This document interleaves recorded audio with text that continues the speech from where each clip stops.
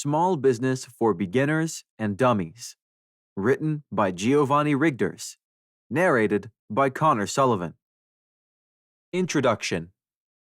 Starting your own small business is a daunting step, but it's also quite satisfying. In fact, it can be the most fulfilling thing you'll ever do. Everything changes when you transition from being an employee, a functioning cog in a great, anonymous machine, to being a business owner. You get to call the shots. Yes, it's more responsibility, but it's also a bigger reward. You work for yourself, not someone else, to grow your own company. It takes a leap of faith to go out on a limb and start your small business, and it's a step that will take you far out of your comfort zone. Fortunately, you're not alone. This book will explore the steps anyone can follow to start their own company. All it takes is some determination and hard work, and you can get there. Contrary to popular belief, anyone can be the next CEO of their own company. You don't need an MBA or decades of experience to become an entrepreneur. You need, above all else, to believe. The people you look up to and the success stories you read about didn't happen overnight. Everyone starts small, and the rewards are certainly worth it. At the end of the day, every ounce of effort you put in will reflect your company's success. Who is to say you can't be the next franchise owner or the company that people use as an example when talking about quality? It's not all sunshine and roses. You will have some bad days, and you will face challenges along the way. One thing is for sure, though. You'll become a stronger version of yourself out of these hurdles, and you'll find the success you've long dreamed of. And being a business owner is worth the sleepless nights and the hard work. After all, what good things in life come without sacrifice and effort? I want to help you find the shortcut you need to get started with this book. Once you decide to start your small business, it can be a bit scary. You don't know where to start and what comes next, which is where this book comes in. It will act as your guide in the labyrinth of the business world and help you organize your raging thoughts so you can find a starting point. We'll talk about everything from the business idea itself to financing options and how you can get your company off the ground. Many people start their own business, and many people fail because they make serious mistakes that could cost them everything. We will also delve into these mistakes and discover how to avoid them so you can slowly but surely succeed. As you go into this book, I ask that you keep an open mind. We'll start slowly and then dive into the core values and strategies that do a successful business. There are as many success stories as there are cautionary tales in the business world. The question is, which do you want to become? With this resource, you get to decide what kind of company yours will be. Chapter 1. Why you should consider starting your own business. If you're reading this, maybe you're still undecided on starting your own business, which is fine. It's not the kind of decision that you should take lightly. Is it even worth the trouble? Should you really start your small business and invest your savings, not to mention your time and effort? The answer is yes, it's certainly worth it. Here's why. More money. Right off the bat, being a business owner means you have a chance to increase your earning potential. It may take some time for profits to come in, as with any small business starting out, but you get the lion's share once they do. This isn't the case if you're working as an employee at a company, especially if it's a big one. There are countless stakeholders, and you're simply not one of them. By starting your business, you become the only stakeholder. So ask yourself, is your current job paying as well as you'd like to be paid? If not, that is usually the case, do you stand to make more money if you started a small business of your own? Many people in this economy already have side gigs where they freelance and work after their main job. Maybe this job has the potential to be turned into a full-time career where you're the business owner. Following your passion. What if your current job pays well enough? Is it worth quitting to follow your passion and start a business in a field you enjoy? For a lot of people, the answer is yes. It happens more often than you'd think that someone leaves their secure job to dive into the world of entrepreneurship so they can follow their dreams. It can be quite fulfilling on so many levels to follow your dreams. A 9-to-5 job may be secure, but some people find it doesn't fulfill them on a deeper level. When someone starts a company, they don't do it because they have to. They do it because they want to. You'll be doing something you love, and who wouldn't want to turn their passions into profits? When you start your entrepreneurial journey, you'll also get to meet people like you in the same field and enjoy the same things. These networking opportunities help on the professional level and the personal one. When you start a business out of passion, you find it in you to keep going, no matter how bad it gets.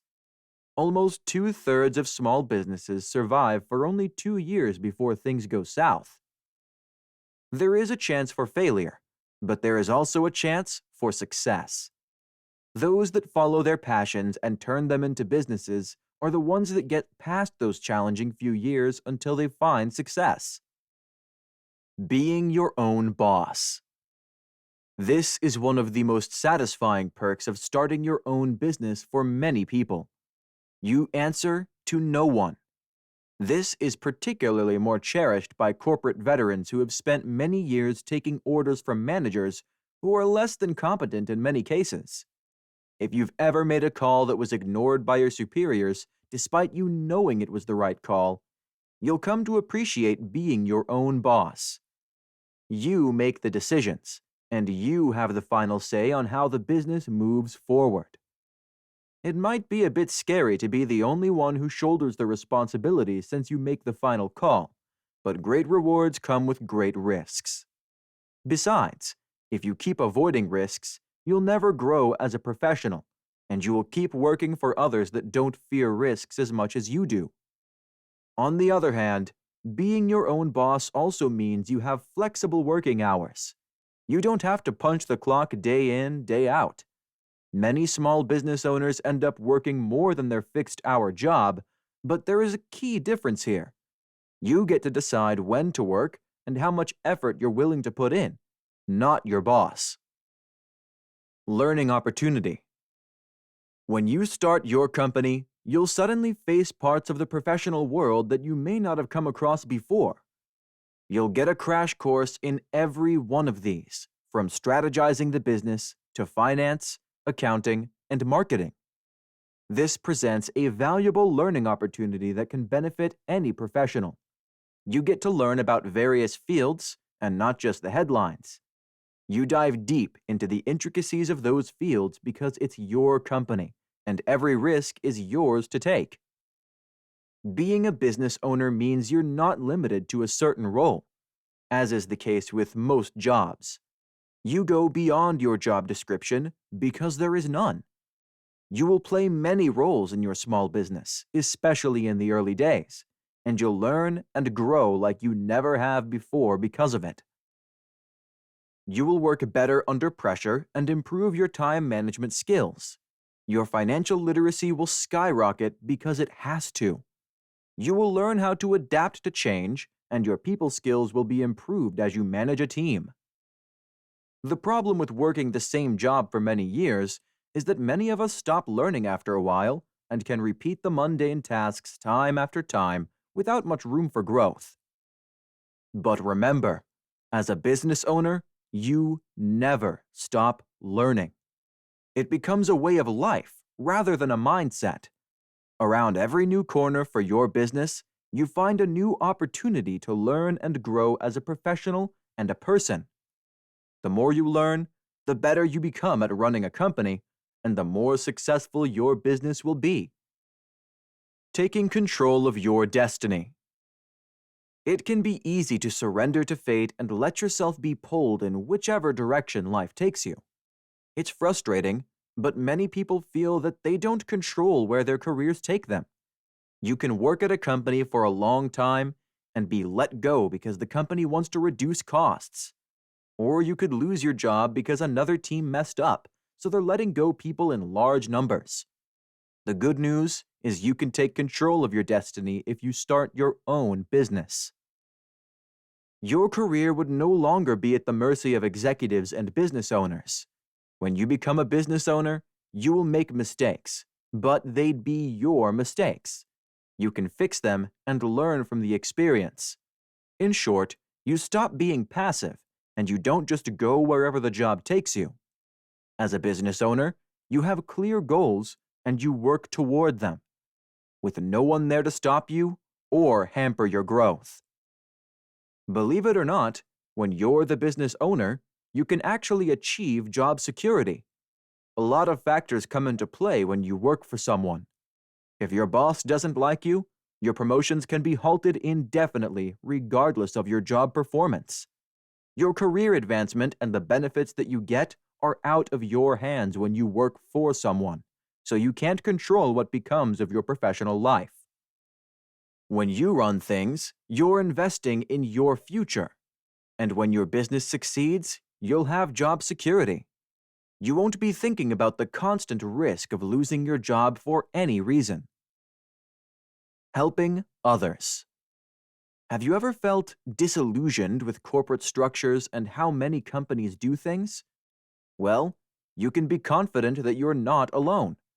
Many people, especially millennials and younger generations, share that frustration. They don't want to sacrifice their peace of mind for a job that doesn't even pay that well. When you start your business, you have the chance to help others like you.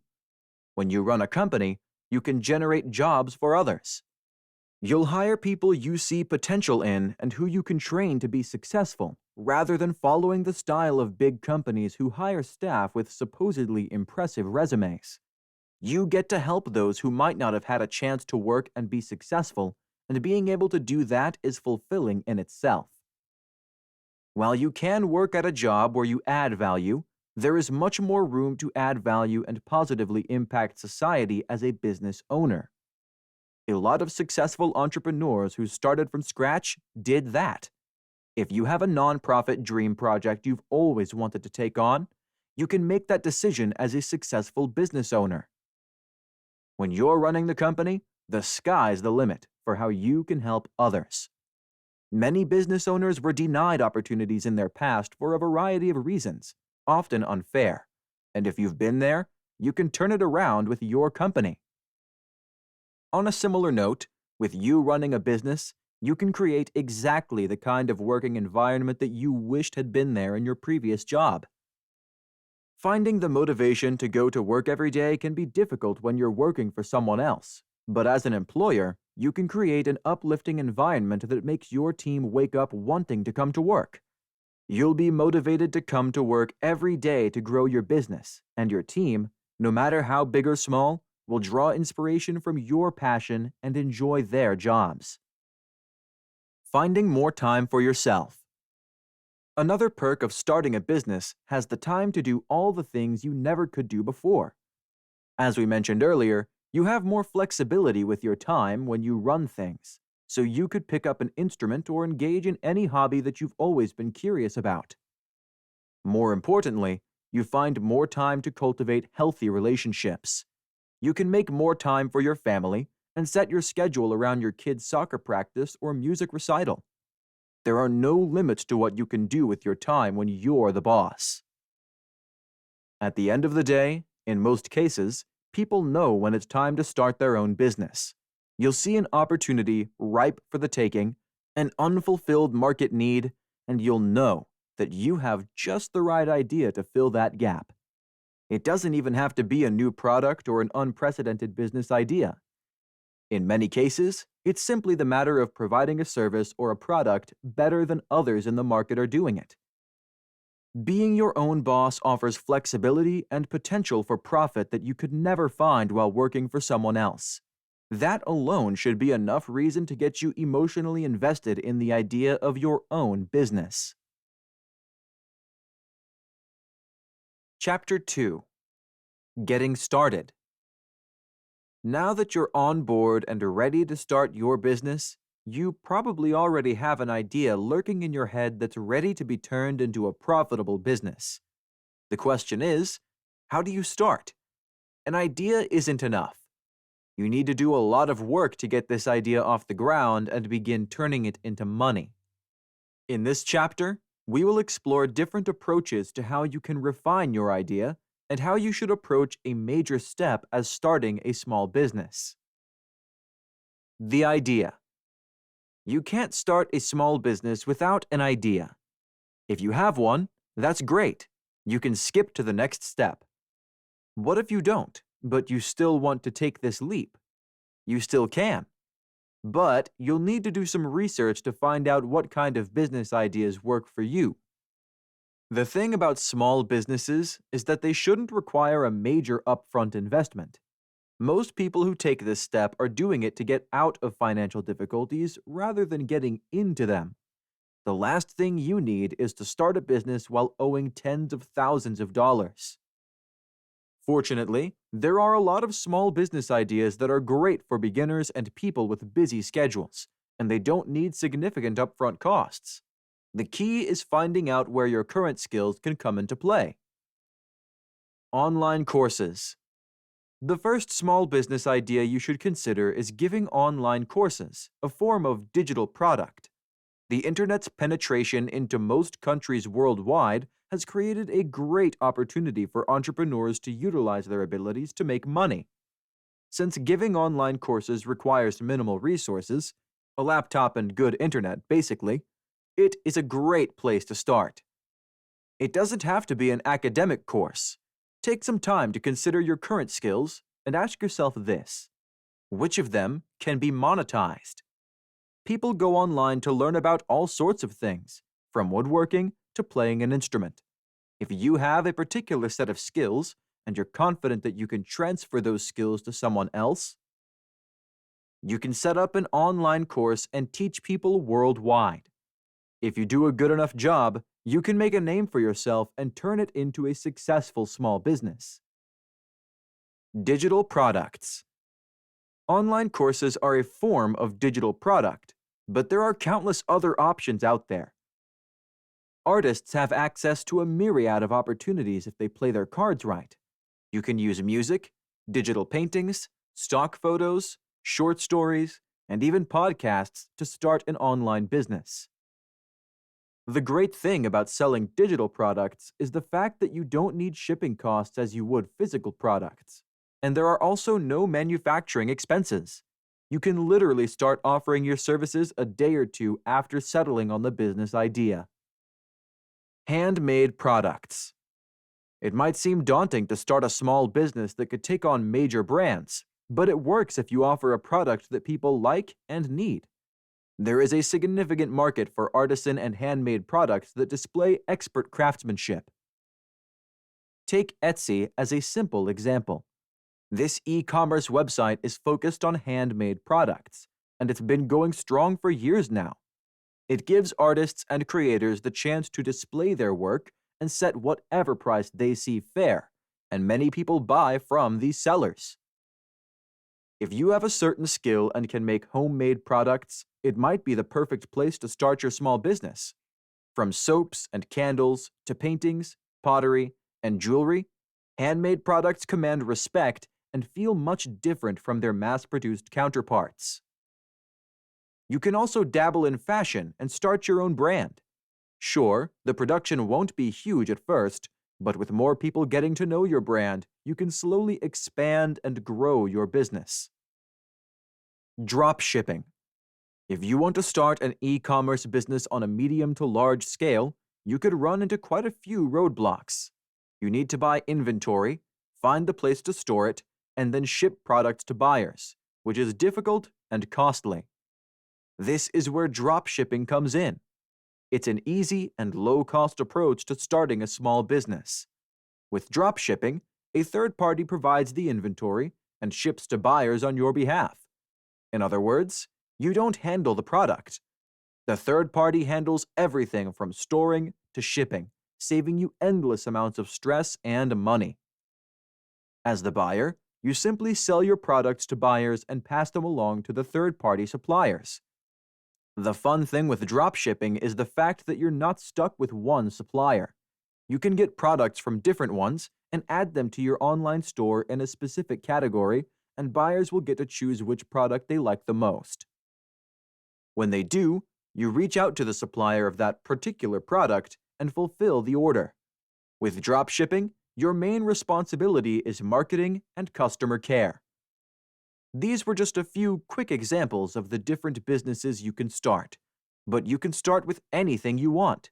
There are no limits to what you can or can't do to start a small business. If you're good at it and it's legal, then go for it. Refining the idea. Figuring out your business idea is only the beginning. The real work comes after that. An idea needs to be refined so you can figure out your next move and begin monetizing your concept.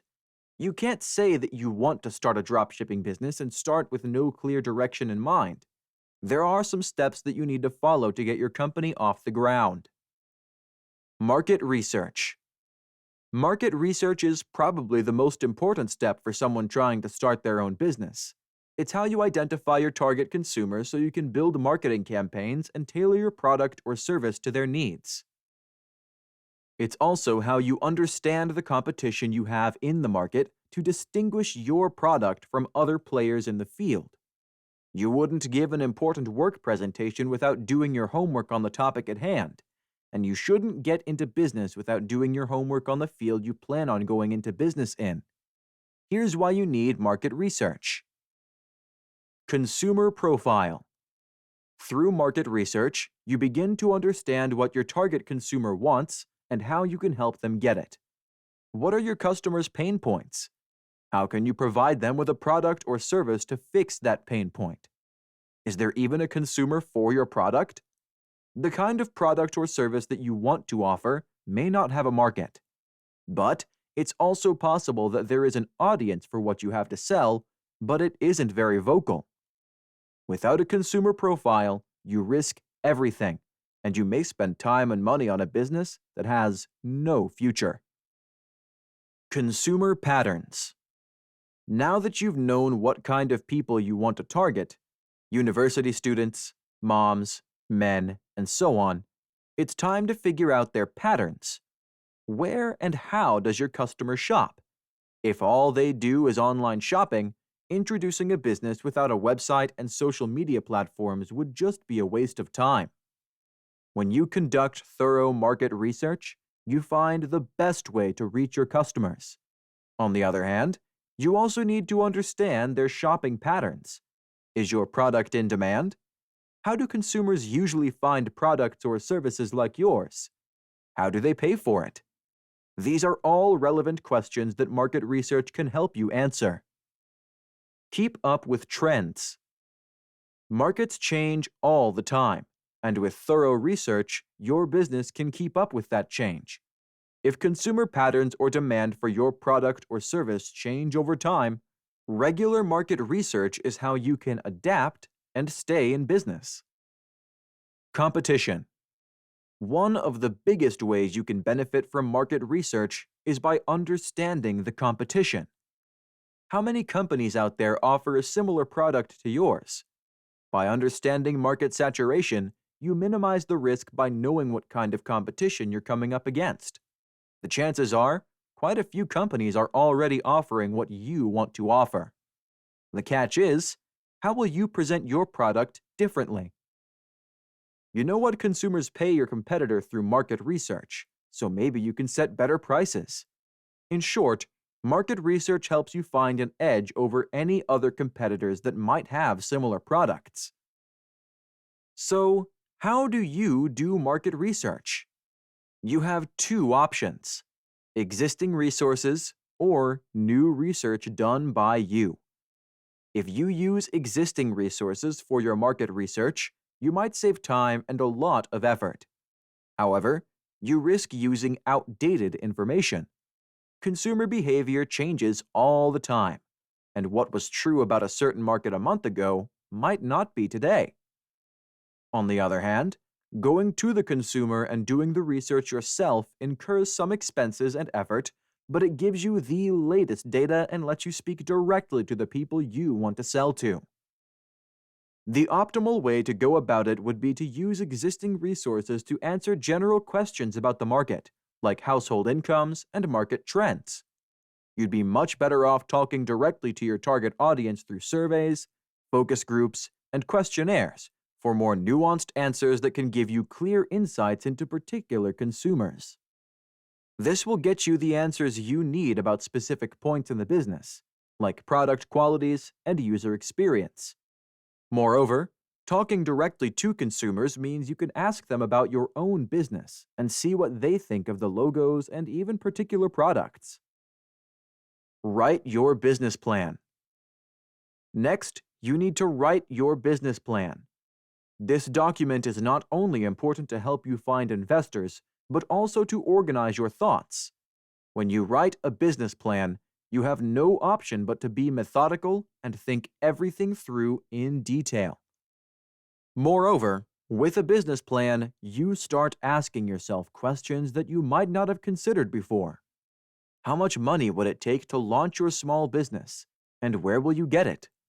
What is the product or service you're offering in clear and simple terms? What is your end goal? Is the business scalable? These questions and many more will force themselves into your business plan and make you think about the long-term prospects of your small business. It's even a good idea to consider an exit strategy while writing a business plan. No one starts a business with the hopes of selling or leaving it, but as an entrepreneur, you have to think of every possibility. Thinking of an exit strategy forces you to think about the future and consider the possible directions your business might go. How to write a business plan. For all intents and purposes, a business plan is a guide or a roadmap on how you will start and run your business. While there is no correct way to write a business plan, certain formats are followed in the business world. The plan can attract investors and partners, showing the world that you are serious and ready to start making money. To write a business plan, you need to show this. A traditional business plan uses a common structure and elaborates in detail the specifics of each part of the plan. Despite being quite long and exhausting to make, it is the most common type you'll see. On the other hand, a lean business plan is much shorter. It can be just a page or two long. It focuses on the most relevant parts of your business and highlights the key points. Traditional business plans are usually made up of 8 or 9 sections. Executive Summary. This is the short summary where you tell everyone reading the plan what your company is and why your business will succeed.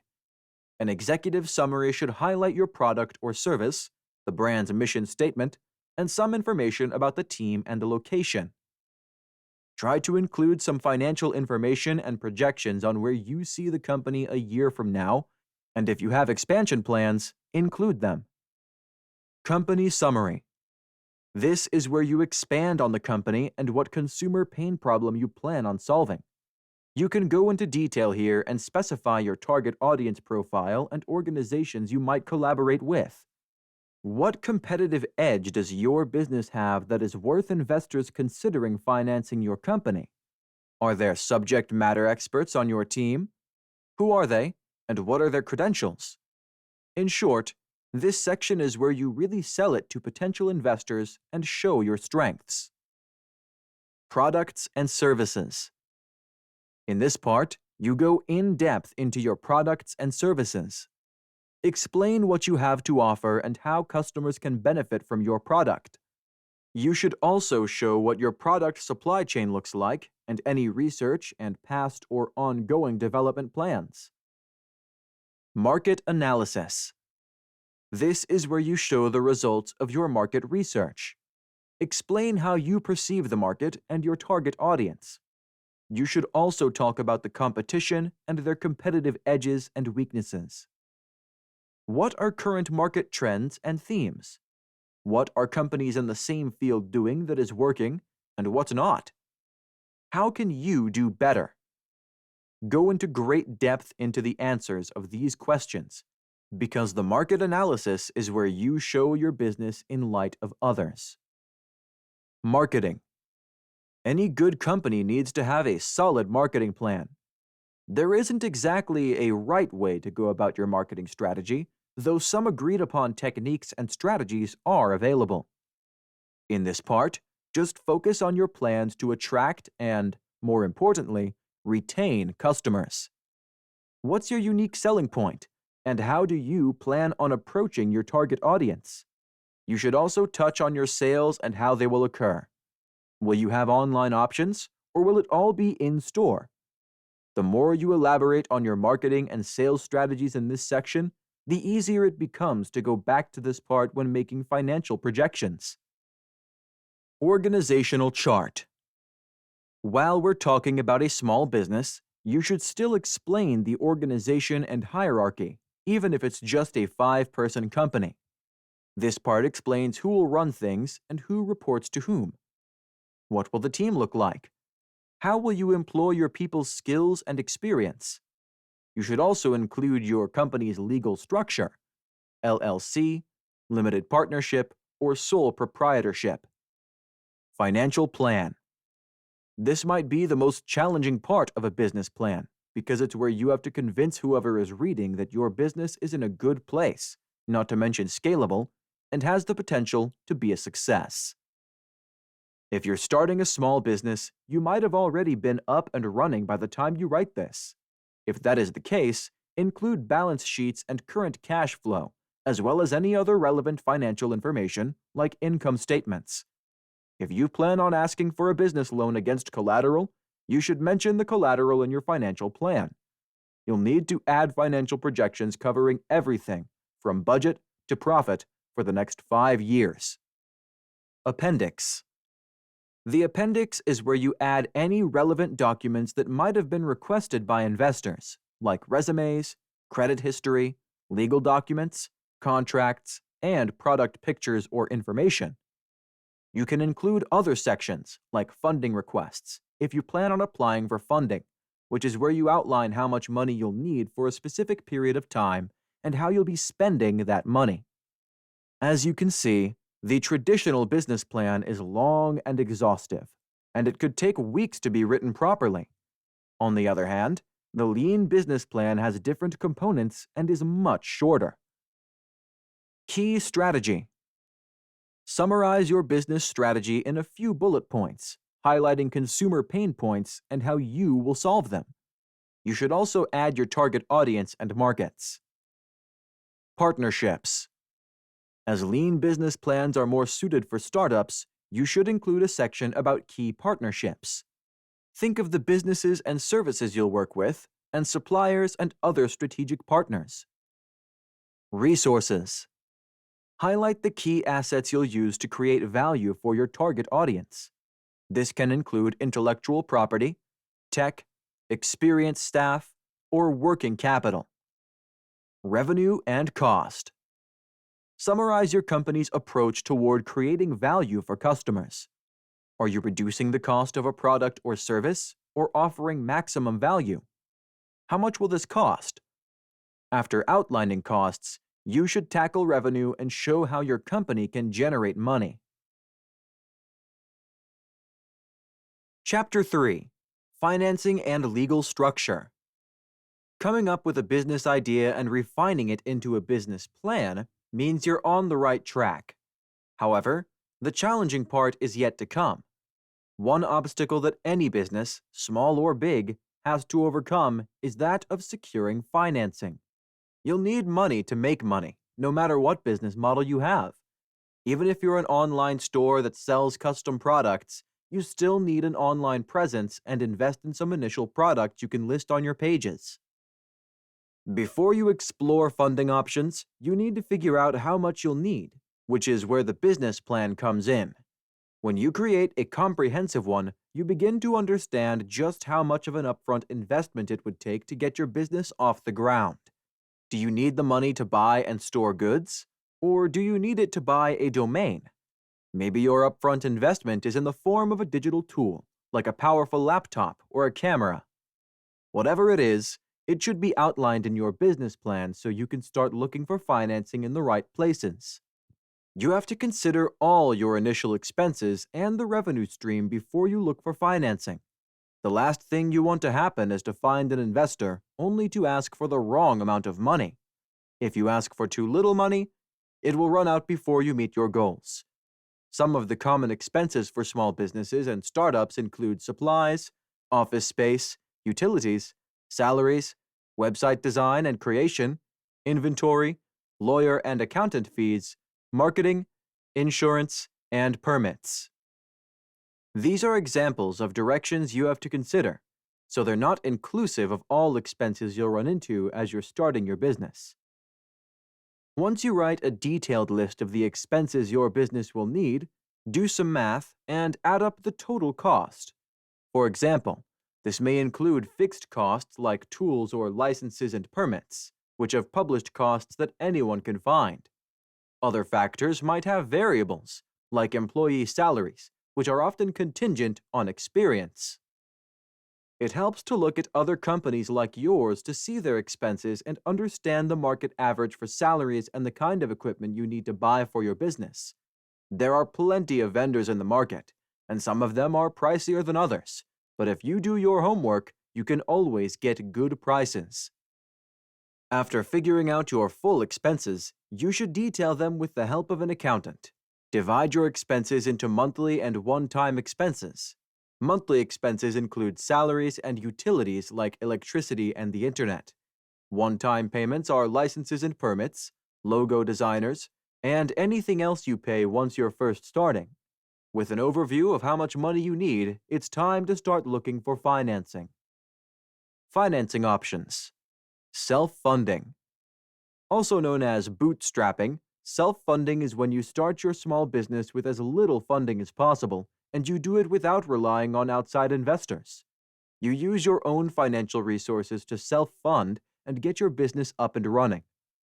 Many startup founders do it to avoid getting into debt or meeting with investors before they get their business off the ground. Perhaps the easiest way to self-fund is to turn to friends and families to lend you money. This is a great option because friends and family won't charge you interest rates as a bank would, and they wouldn't necessarily ask for equity in your business in exchange for their loan. However, it can put you in an awkward position with the people you care about, so keep that in mind before going down that road. Friends and family aside, you can turn to your own savings to bootstrap. Savings accounts and retirement plans make for great options when you're looking for early financing to launch your business. This naturally takes a lot of pressure off your back because you don't owe anybody anything. You fund the business with your own money, and you get to call the shots. When there are investors involved, they get a say in the direction of the business. Self-funding options, in general, give you complete control over the business, but you also bear significant risk, and you do it alone. Tapping into your savings accounts and retirement plans might be problematic if you make more money than you can afford, and it could cost you penalties and even jeopardize your entire savings. It always helps to talk to a financial advisor before delving into self-funding options. Small business grants. Grants are one of the better options for business owners, if not the best. They differ from loans in that a business grant isn't paid back and doesn't entail giving the provider equity. However, grants can be very competitive, and there are often some criteria that your company must meet before you're considered eligible for one. It helps to look for business grants with a unique angle that could be beneficial to your situation, like women-owned business grants. If you're starting a business in the U.S., there are several options when it comes to small business grants. Corporate grants. Quite a few major corporations offer grants to small businesses. Some might be in specific industries, given to nonprofits, but others are open to all applicants, including for-profit companies. Applicants for corporate grants can be quite competitive, and the financing can range from $4,000 to $50,000, depending on the company. Federal and state grants. If you want to finance your small business, government agencies are also a great place to try. They cover a wide variety of fields like environmental conservation and tech innovation. Check the requirements for federal business grants in your location, and if your company matches the eligibility criteria, apply. State grants are on a smaller scale but are equally beneficial. Each state offers them to support entrepreneurs, and some offer training and technical assistance next to financial support. Specific grants. As we mentioned earlier, you can access alternative business grants if you fall under one or more of those categories. Specific grants are created to include all people in financial support options and promote inclusion. Some companies are also invested in directing their financing efforts toward particular communities. You can find small business grants for minorities, Black men and women, or veterans. There are also grants geared at women in general, aiming to level the playing field, especially in male-dominated businesses. Business loan.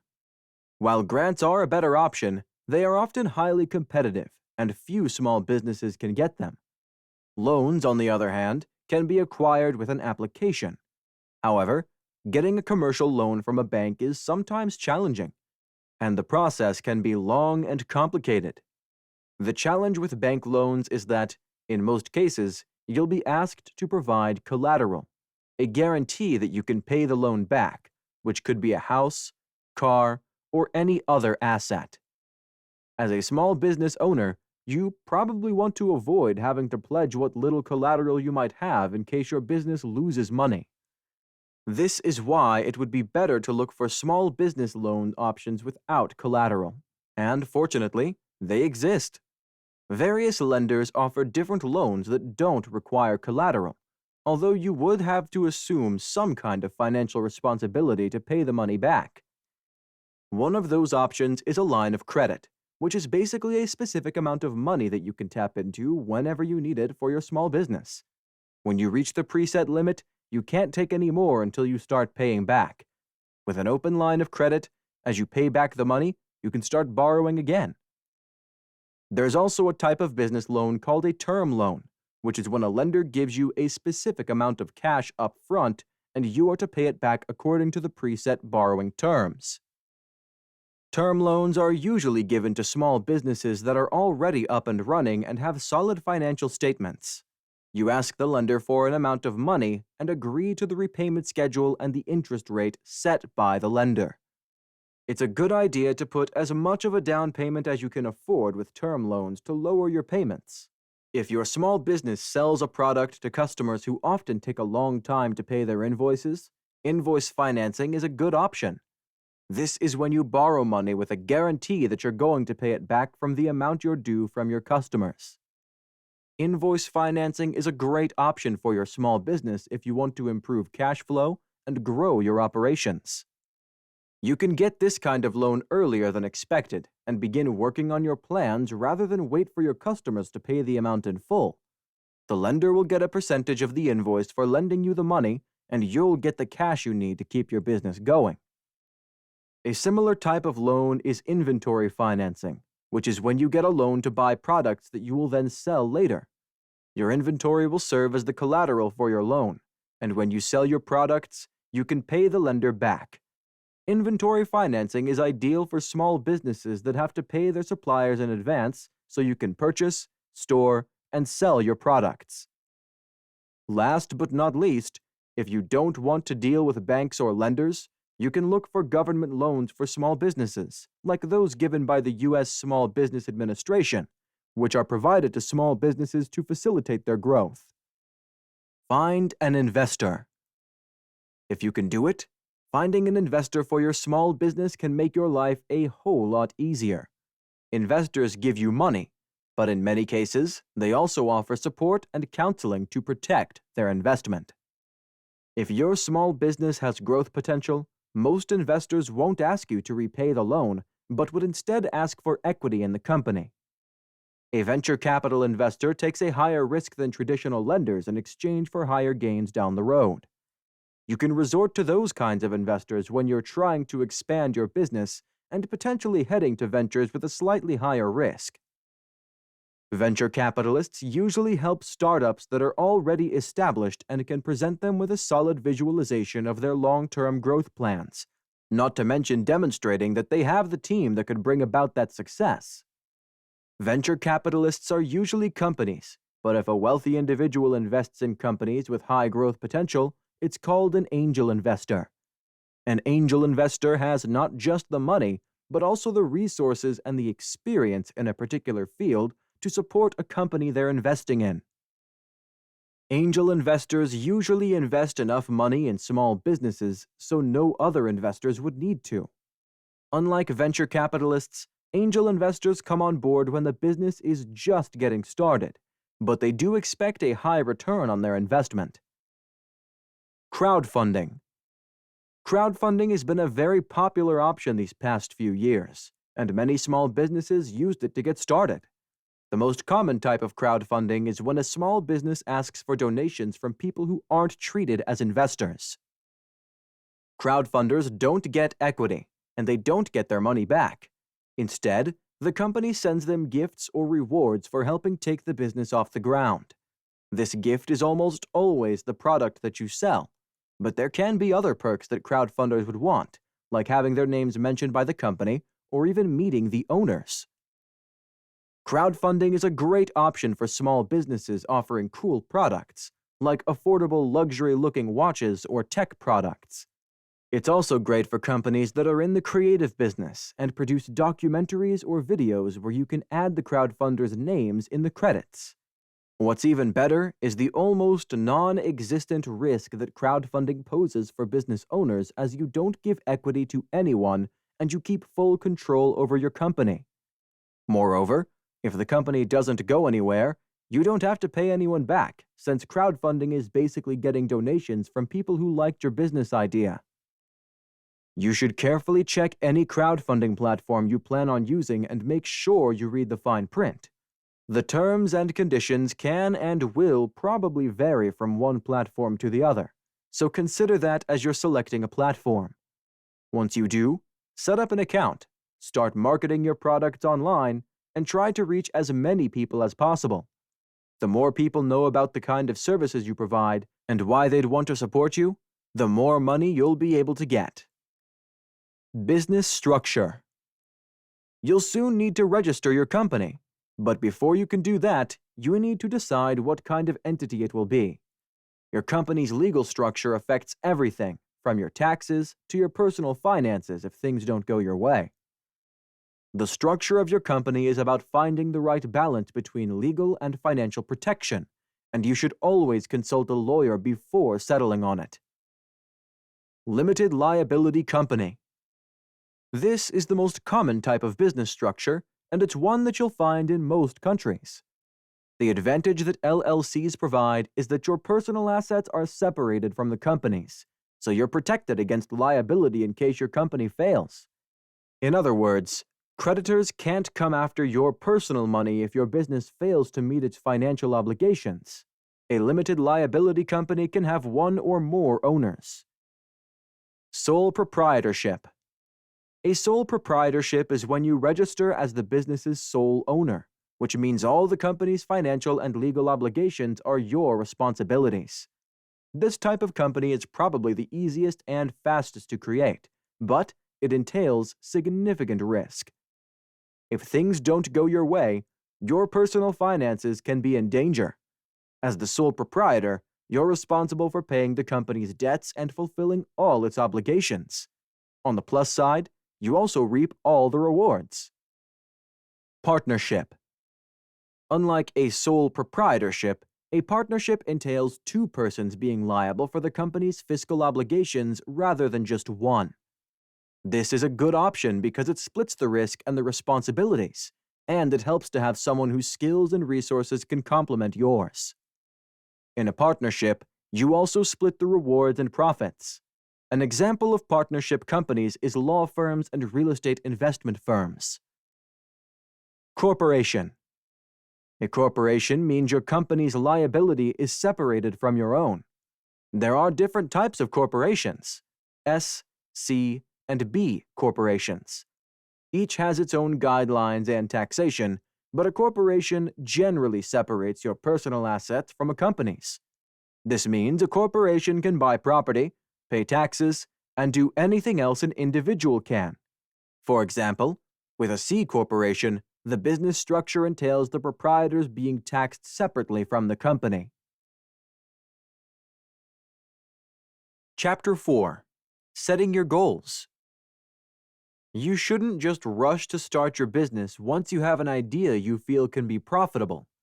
You need to sit down and think about your goals for this company and what you hope to achieve. Do you want to go the whole distance and be the next big thing?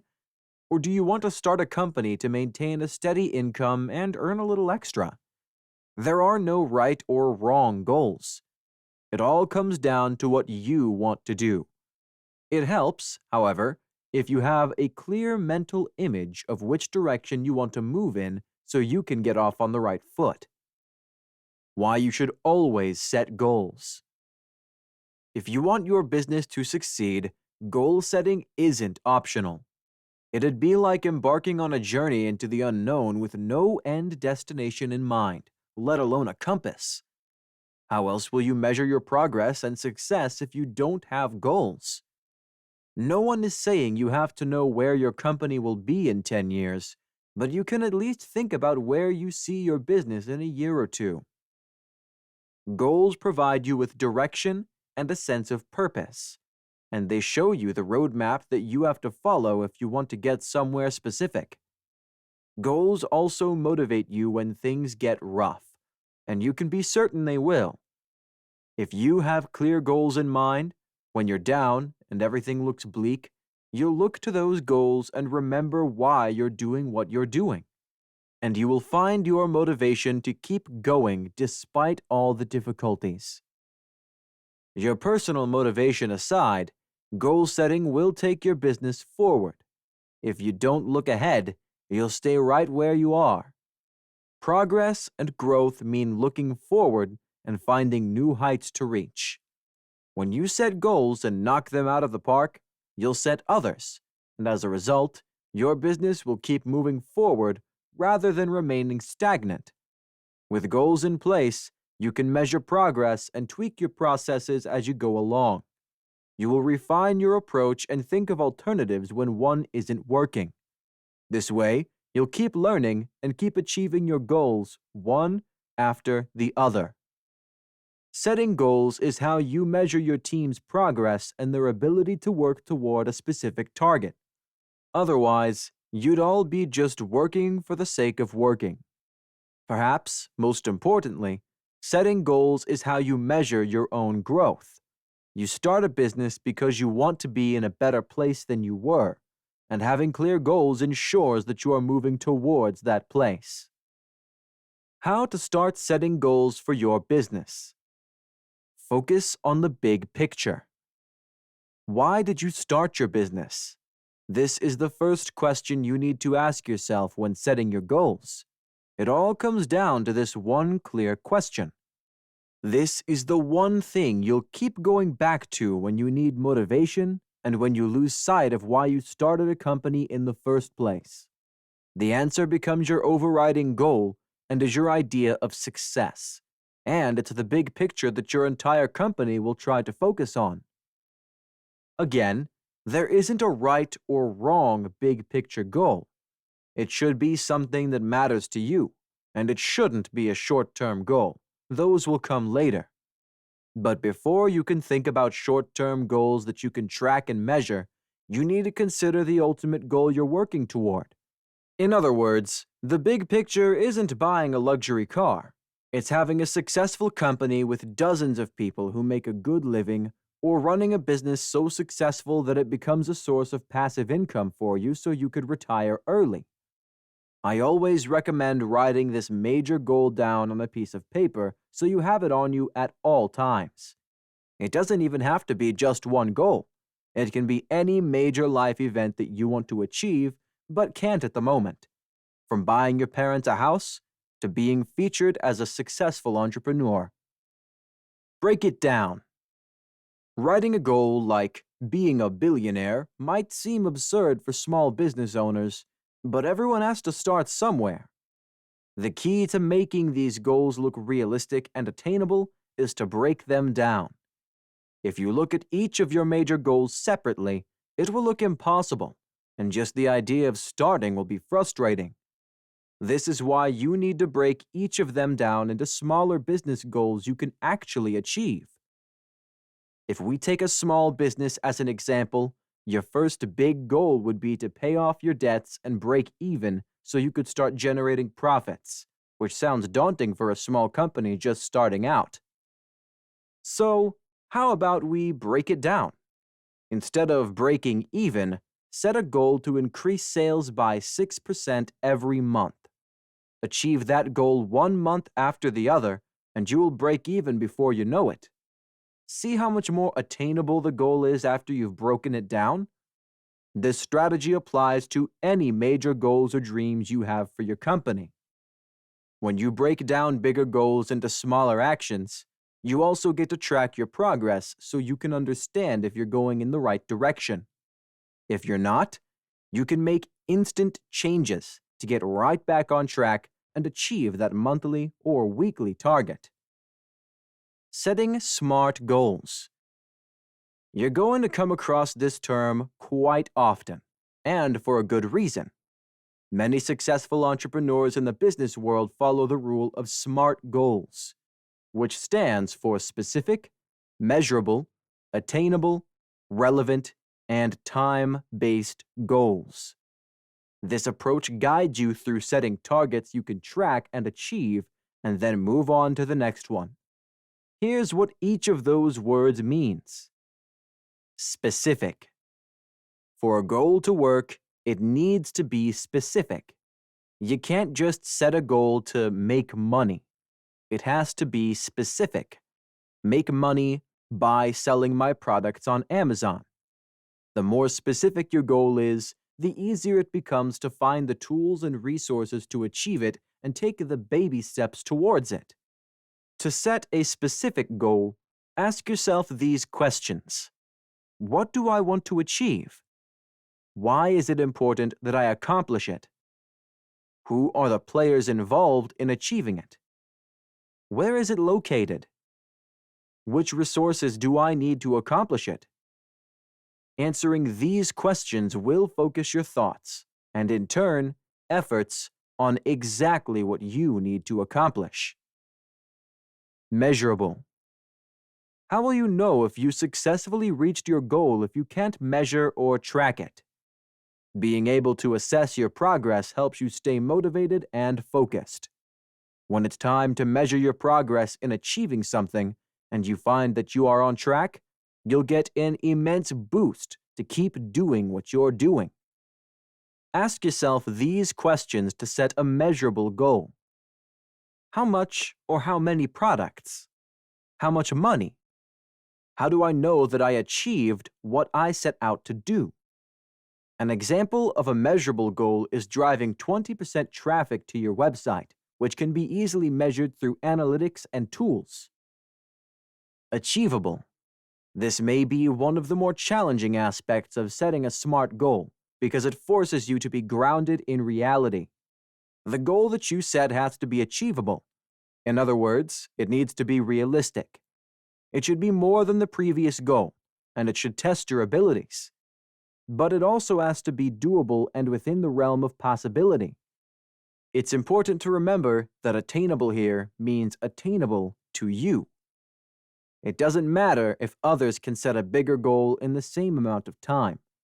Focus on your organization and your own abilities.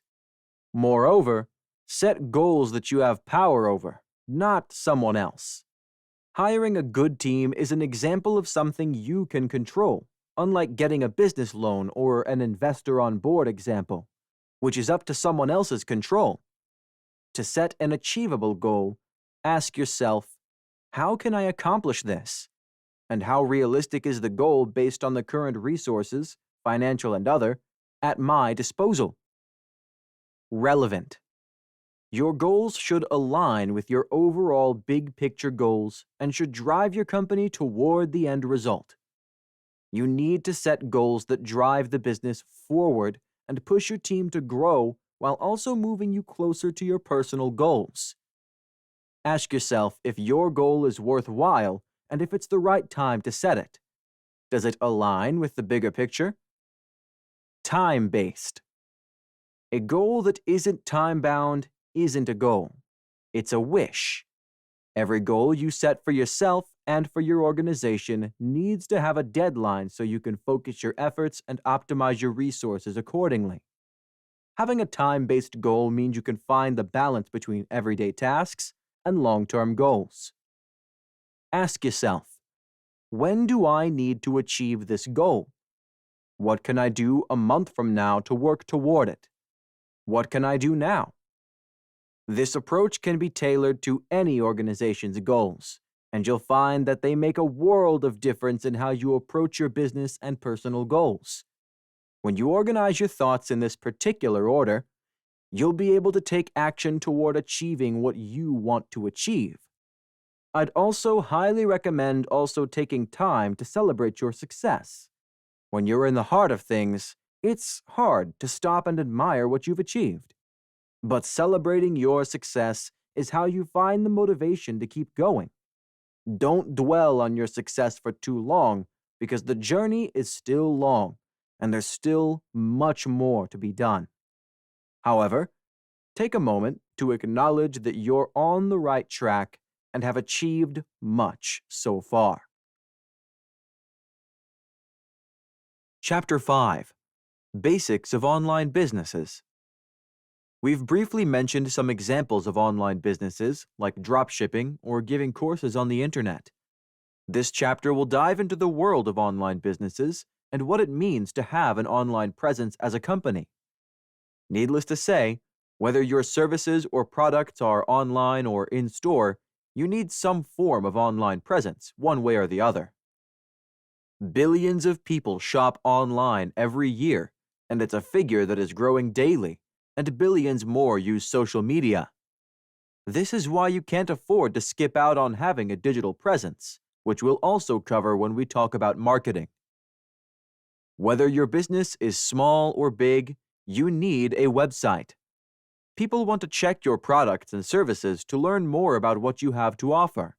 Perhaps more so, having a website inspires confidence and shows that you're a serious business, rather than someone with a Facebook page selling homemade products. It makes people take you seriously and begin to believe that you are a legitimate business that wouldn't scam them. Naturally, having a website is a must if you want to create an e-commerce platform selling goods online, but it is of equal importance to just about any business. We'll explore the things you have to keep in mind while you're trying to build a website for your small business. The domain name. Some entrepreneurs don't put too much thought into their domain name, also known as the website address, but this is a huge mistake. The first thing people come across regarding your brand is your website's domain name. If it's absurd or too long, it makes a terrible first impression that can be difficult to change later down the line. The importance of your website's domain has to do with the search engine optimization, SEO, as well, which we'll explore in a bit. But for now, you should know it affects your search engine ranking and how easily people can find your website. The simpler the website name is, the easier it is for users to read and pronounce it. Avoid made-up words and those that are only recognizable to people in the business. You should also steer clear of slang and informal words because they risk alienating more serious users.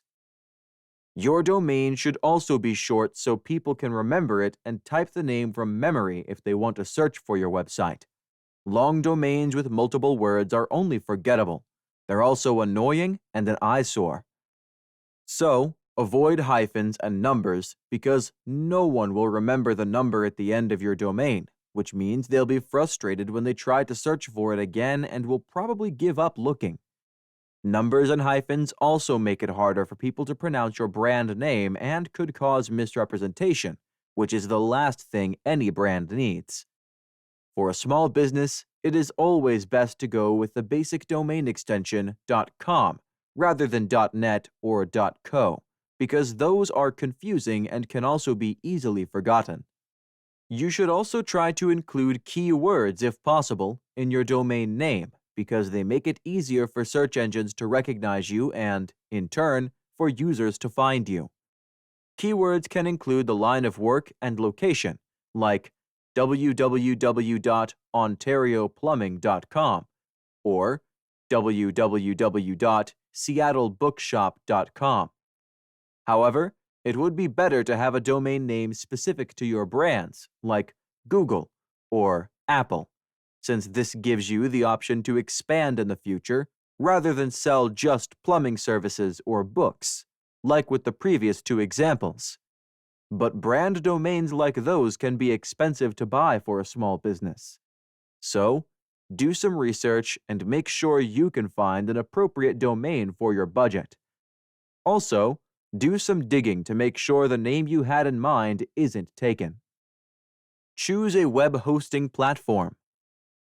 With your domain name ready, you need to find a web hosting platform so you can start building your website.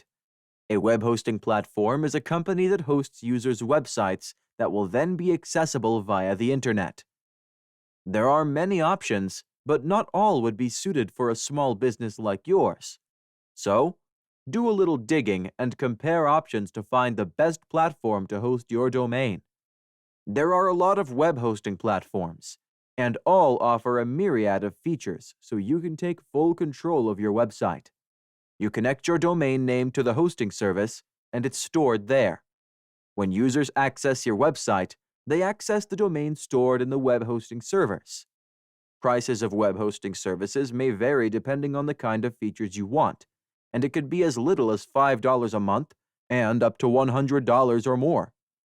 The more you pay, the better the tech you get, and the more sophisticated the features are. You usually get discounts if you select yearly plans. You should check that the web host supports mobile viewing, since most users view websites via their phones. You could look into and pay more for other features, but make sure you don't spend too much money on features that you don't really need. Security features are another angle to be mindful of. Check the server's security and the kind of features they offer to protect your data. Regular backup should be done to your server data, preferably daily.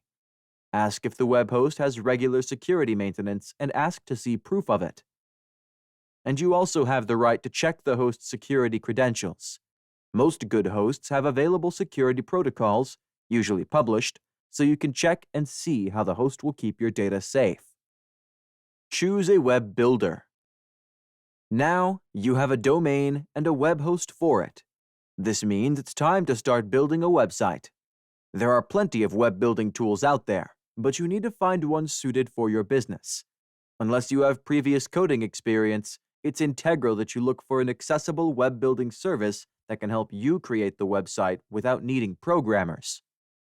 Many of these websites offer ready-made templates you can choose from and customize to your own liking, and they don't need coding experience. Web building services are also known as content management systems, CMS, and are used for more than building a website. You use a CMS to manage and maintain your website long after you build it. You do any changes you need to make to the design or additions through the CMS, so you need to find a solid service that does not make your life miserable whenever you need to make the slightest change to your content. The most popular and commonly used CMS is WordPress, and it's this popular for a good reason. WordPress gives you a ton of cool features and plugins that you can add to customize your website however you please. Among WordPress's features is its active community that offers support and help whenever you're stuck doing something.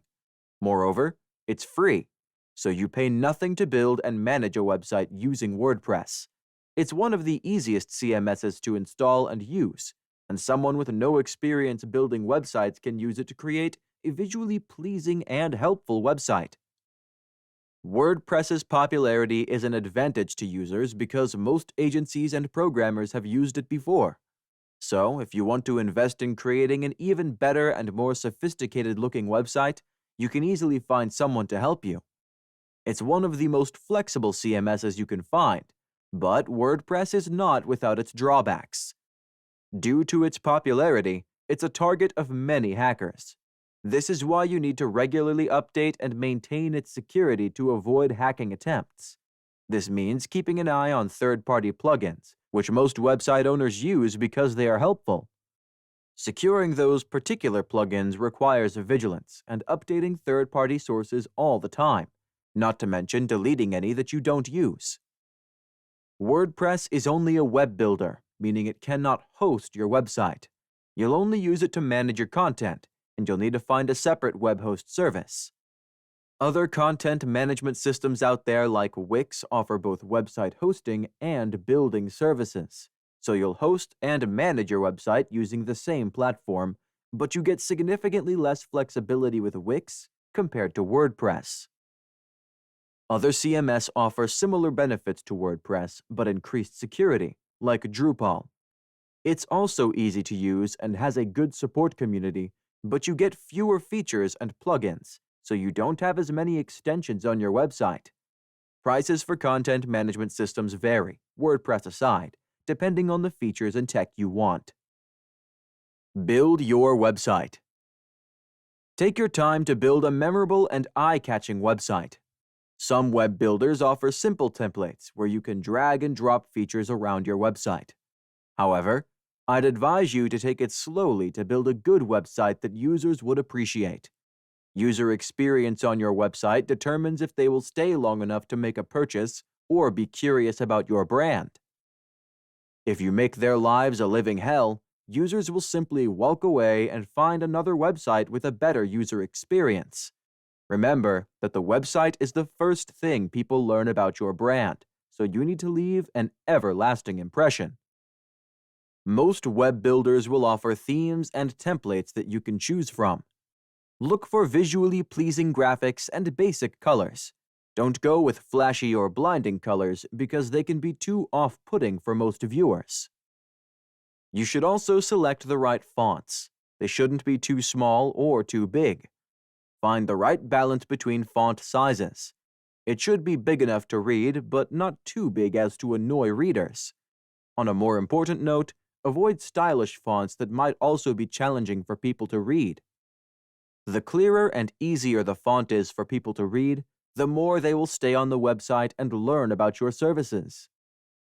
When you upload graphics to your website, they need to be compressed to load fast. If they're not, they will be slow to load, which means a poor user experience and a low search engine ranking. Google doesn't take kindly to websites that take forever to load and make for a poor user experience. When you're designing your website, you need to be consistent with the visual language. You shouldn't change colors with every new tab on your website. There needs to be a unified visual direction and a set of colors that people later associate with your brand. It helps if you check competitor websites to see what companies like yours are doing and get inspiration for design ideas. You should also have done market research by this stage to understand which plugins and features need to be on your website.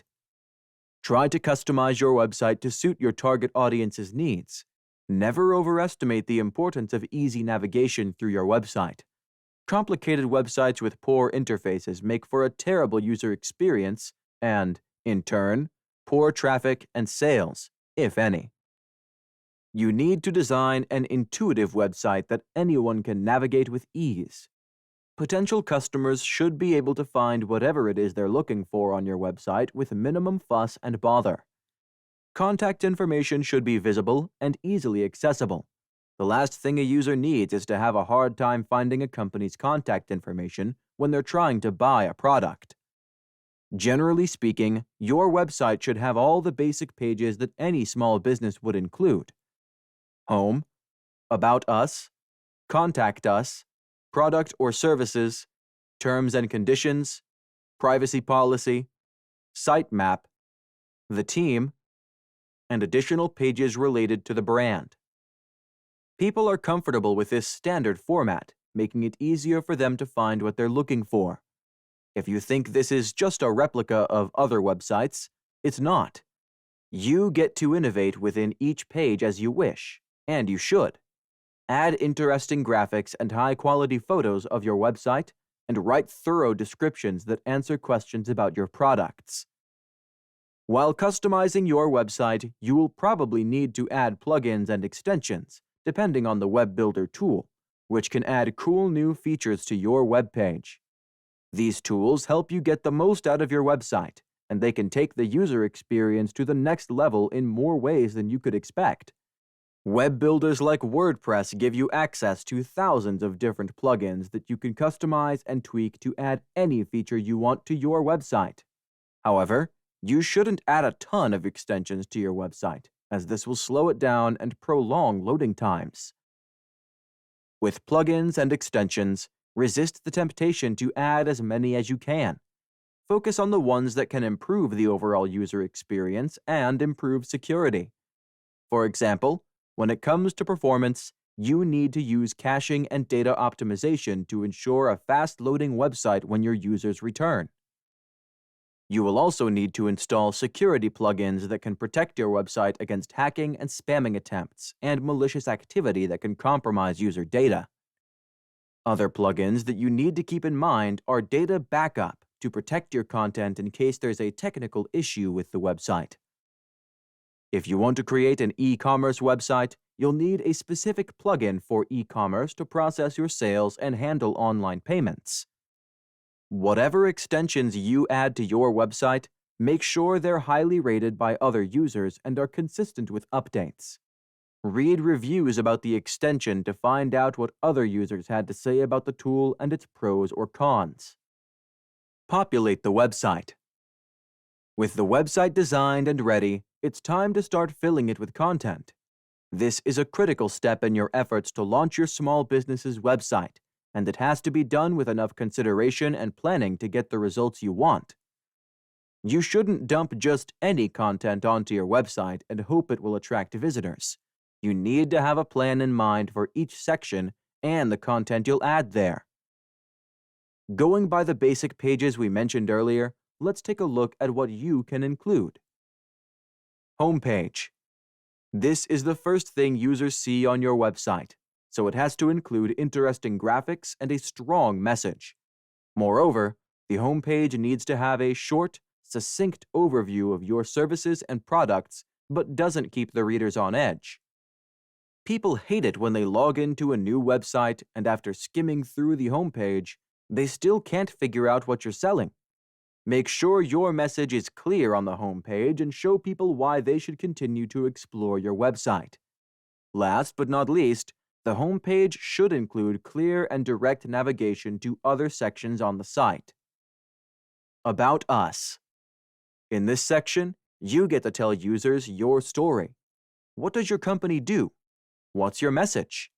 Talk about the team and your vision or how you can solve a problem that the consumer is facing. Products or services.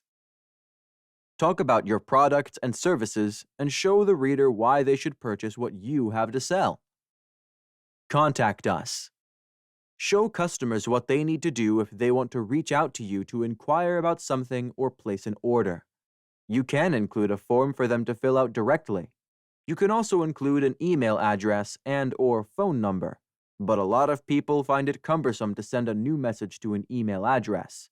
They'd rather fill out a quick contact form right in front of them. Encourage your customers to reach out with any questions they may have.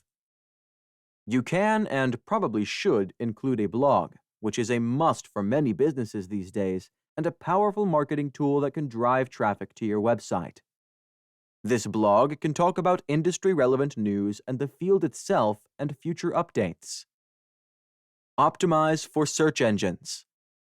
We'll get back to SEO in a bit, but for now, you need to understand the importance of optimizing your website for search engines. Without it, people won't be able to find your website easily, which means it won't generate leads. In simple terms, SEO is how you improve your content to make sure your website ranks higher on search engine results. There are certain practices that any business needs to implement for search engines to acknowledge your website and its content and rank it higher.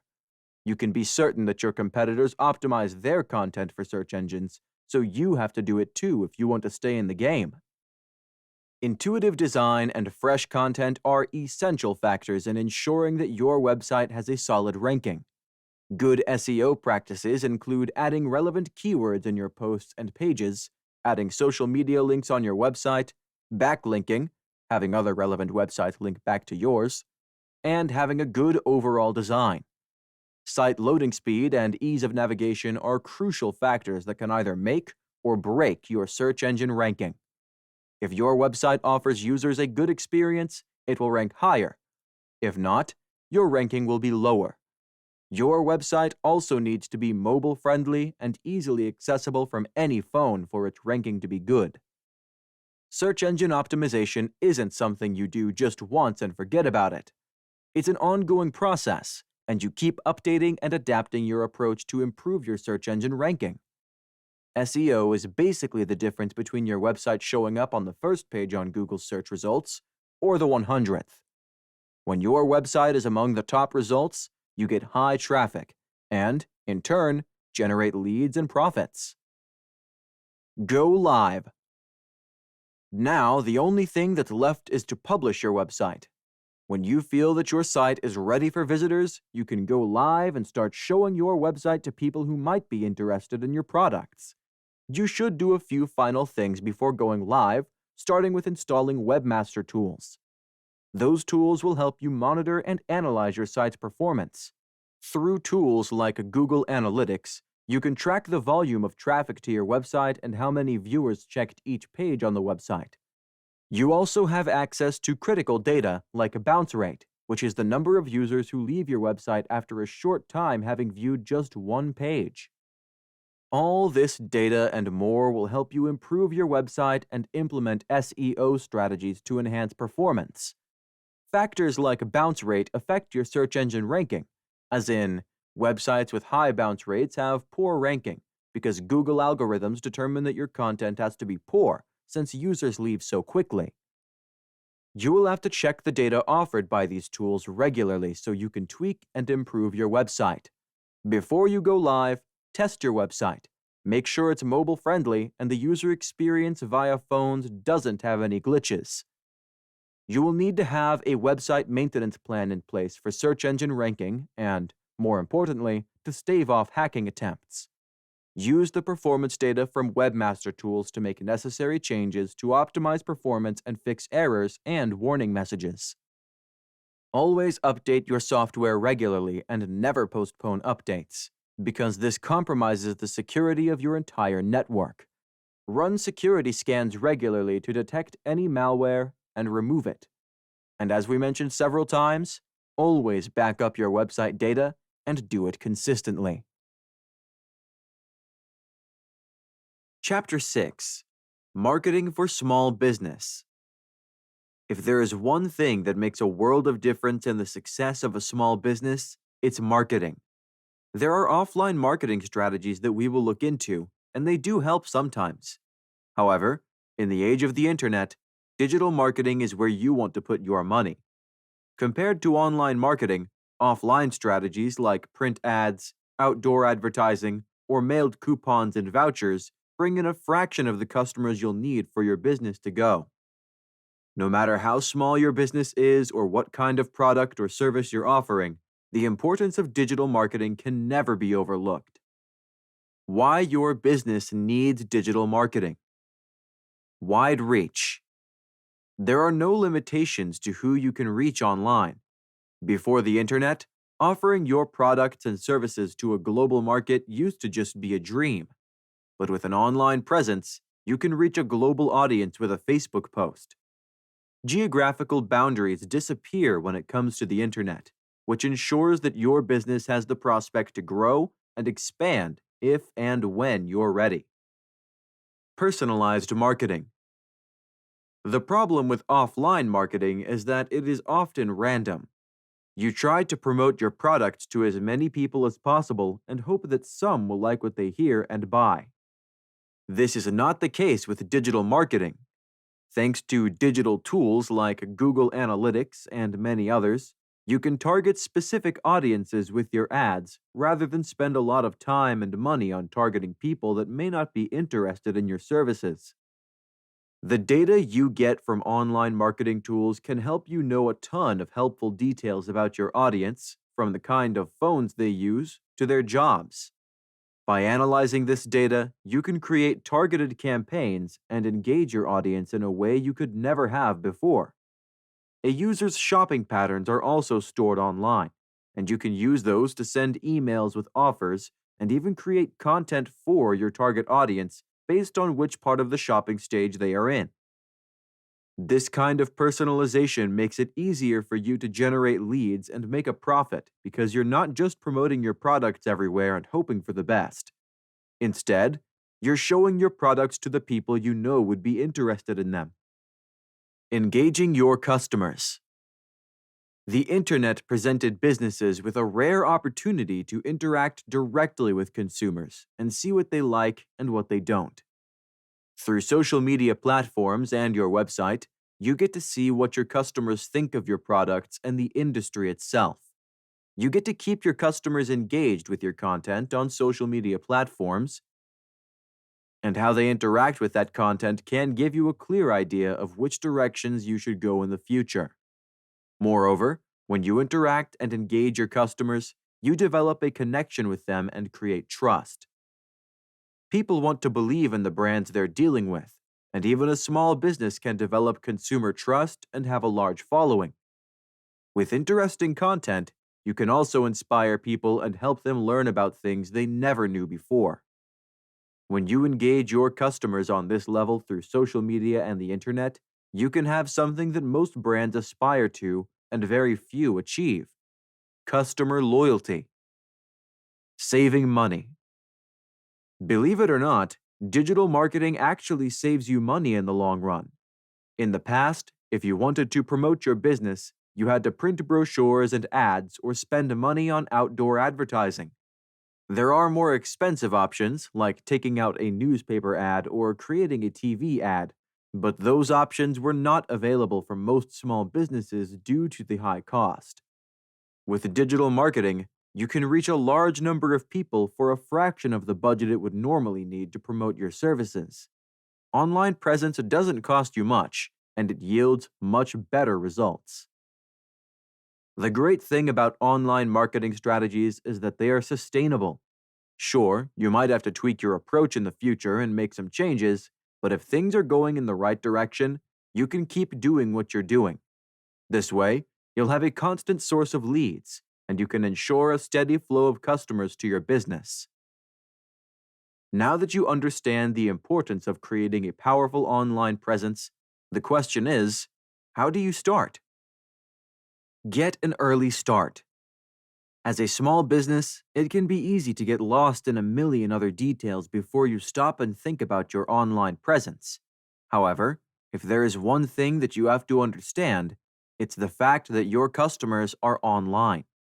Billions of people spend much of their time on the internet, whether for work or recreational purposes.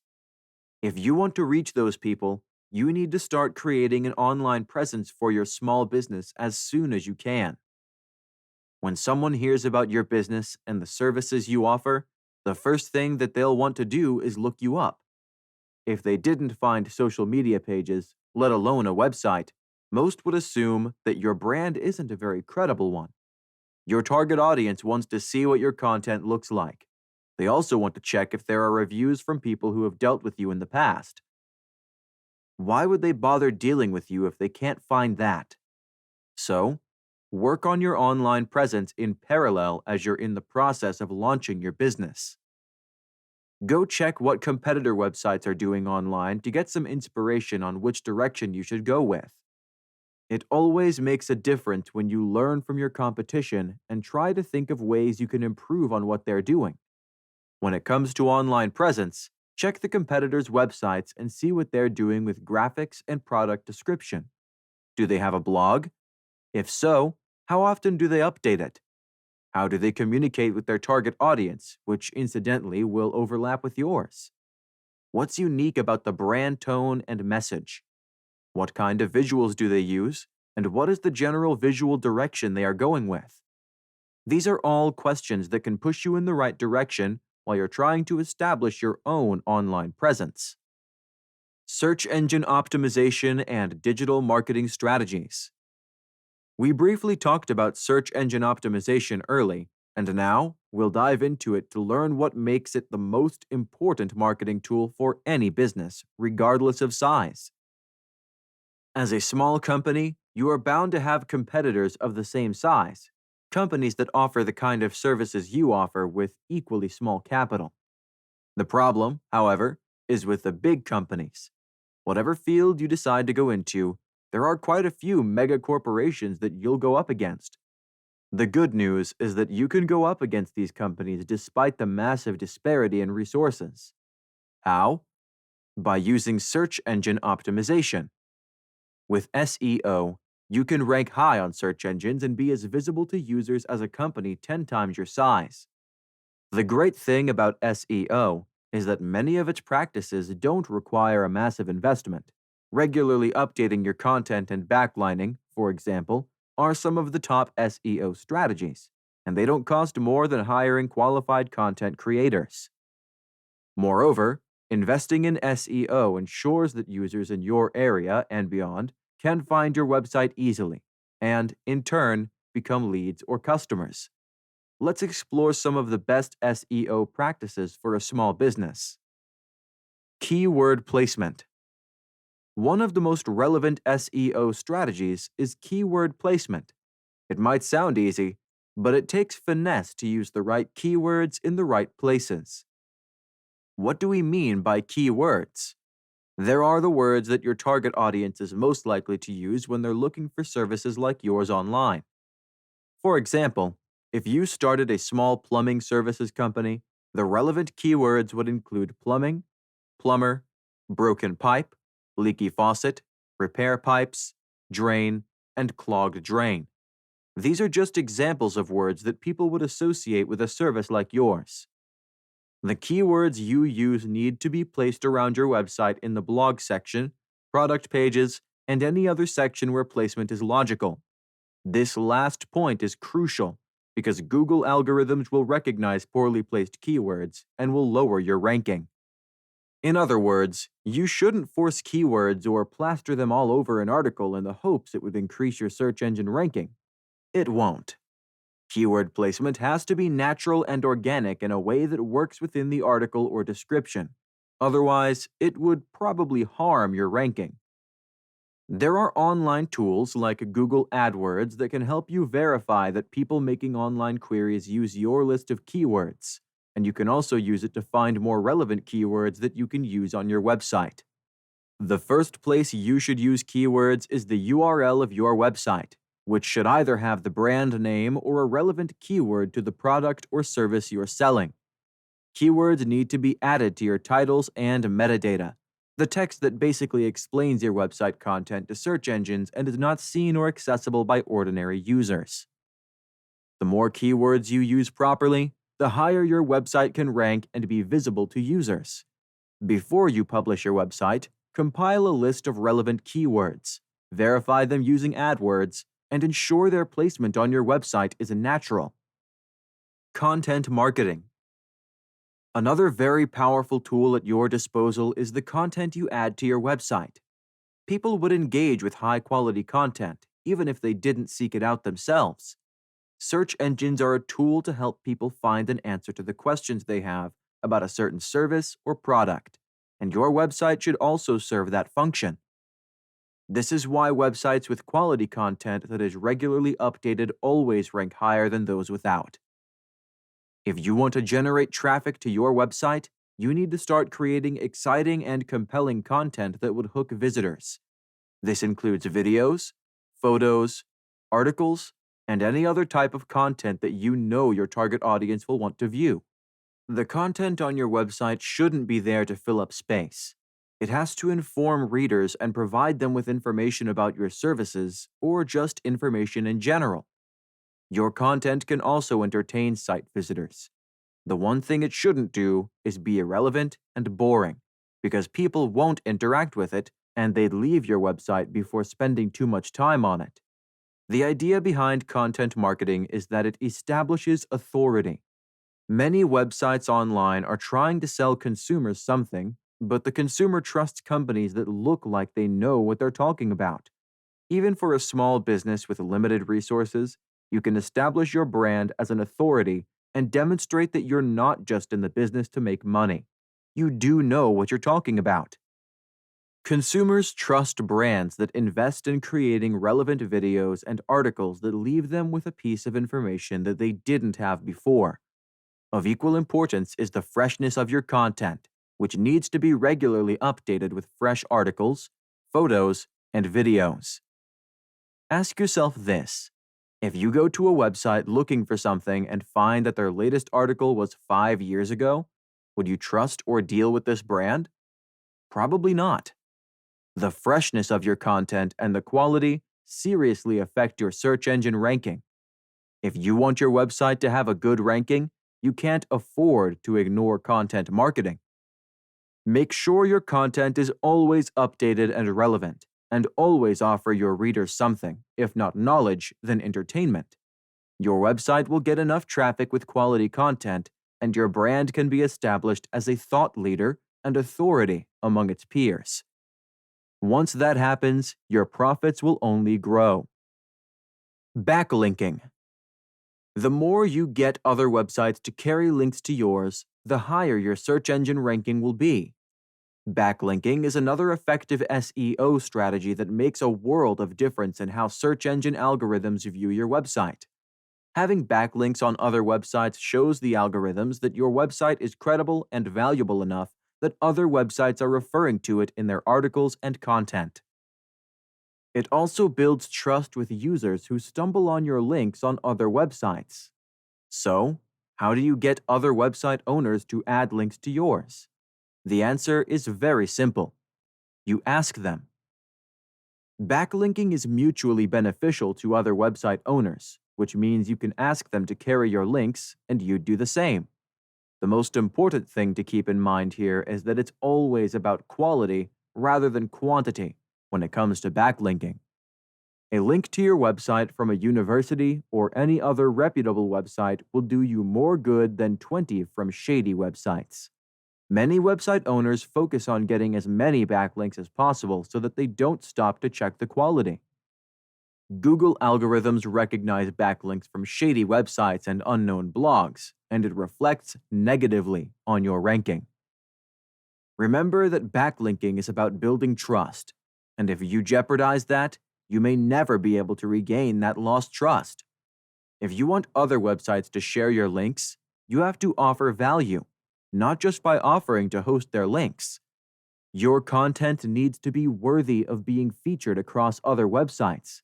The thought will cross your mind to pay other websites to host your links, but you should never do that because the backlinks you'll get will be of poor quality and, again, it will harm your ranking. Search engines are extremely intuitive, and they can tell when a backlink has been bought. Rather than paying for a backlink, make your website content so valuable that others would race to link back to it. One of the ways you could do that is to leverage the unique data you've gathered through your market research. It's quite possible that the market insights you've developed during those early phases might be valuable to others. You can use this research to create valuable content that would interest your readers and have them constantly wanting to come back for more. People always take an interest in relevant data that could give them insight into their own experiences and shopping patterns. Something else you could do is create visually appealing and unique content on your website. Consumers are often visual, and most would rather see a 2-minute video than read an article that would take about the same amount of time to finish. The unique images and videos you create give your website brand credibility, and they can be very engaging for most users. Infographics and charts are also popular content that present data in an easily accessible form that gives people insight into the things they care about. You can ask guest authors to write for your blog, and you can do the same for theirs. This creates mutual trust, and both blogs can link back to each other. These were just some examples of healthy practices you can do to generate backlinks and drive traffic to your website. Work on your website. As we mentioned earlier, The website's interface plays a significant role in your search engine ranking, and it should be a pillar of your SEO strategy. Get rid of any fluff and keep the website clean looking. Don't fill it with pictures and ads, and make sure people know who you are and what you're selling from the get-go. The website has to load fast, or else your search engine ranking will be poor. Any visitor would be annoyed with a slow-loading website, and they'd just close it and look for another that loads faster. You can't develop customer loyalty with a poor user experience, and a sluggish website is the essence of a poor user experience. You should use several headings to make navigation smoother across your website. People need to find whatever it is they're looking for with ease. Those headings should include keywords, not just for SEO purposes, but also to improve navigation. Our eyes always find headlines first, and it would be great if that headline answered your question or told you what you need to do next. Working on your website and constantly improving every aspect makes it easier for customers to find you. Try to think ahead and anticipate visitors' needs and questions. Ask yourself what features you wished were there when you were looking for products or services online. Include answers to these questions that site visitors might have, like your location, working hours, and contact information. Your business needs to be accessible to customers. Companies that detach themselves and put a distance between them and customers rarely make it in the digital age that we are in. Invest in social media. Regardless of what you think of social media, it can be a very powerful ally in your quest to grow your business and reach more customers. People spend many hours of their day across social platforms like Facebook, Twitter, Instagram, and LinkedIn. This is why social media is a crucial part of your SEO strategy, and it complements your efforts to grow your online presence. People often look for company pages and products on social media, and if you're not on these social platforms, you risk losing a lot of leads that could otherwise be a part of your client base. Your social media goals should be aligned with your SEO strategy, as the two are a part of the bigger digital marketing strategy. If your goal from both social media and search engine optimization is to generate more leads or increase traffic to your website, this should reflect on the content on your website and your social media pages. In many cases, you will use your social platforms to drive traffic to your website through sharing interesting blog posts, videos, or product pages. When people click on the links you shared via social media, they will be redirected to your website, reflecting positively on your SEO ranking. When you manage to leverage social media to your advantage, it's not just your website that could rank higher in search engine results, but also your company's social media profiles when people look for relevant terms or your company.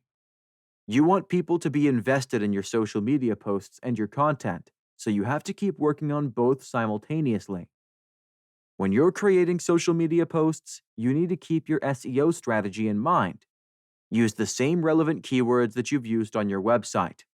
You include keywords on your website to rank higher on search engines and to also relate to the customer's pain points and questions. When people find a link to an article about something they were curious about or wanted to buy, they click on it.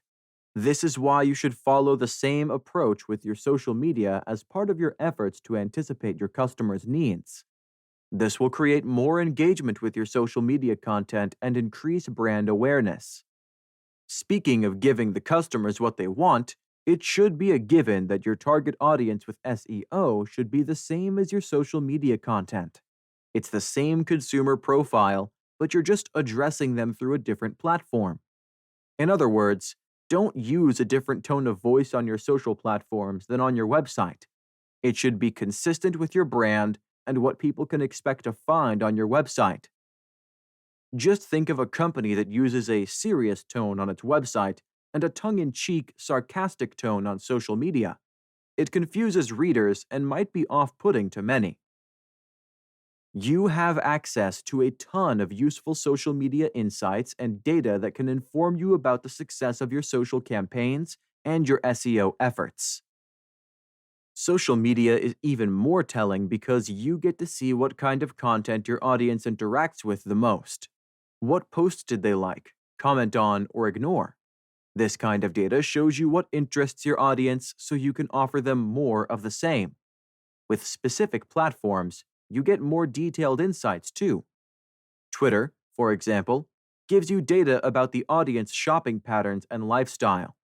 In contrast, Facebook audience insights show location and age, data which you can use to tailor content for your specific consumers. One last thing you need to do is to link your social media platforms on your website. As we said, your SEO and social efforts complement one another, so you need to redirect people from your website to your social platforms and vice versa.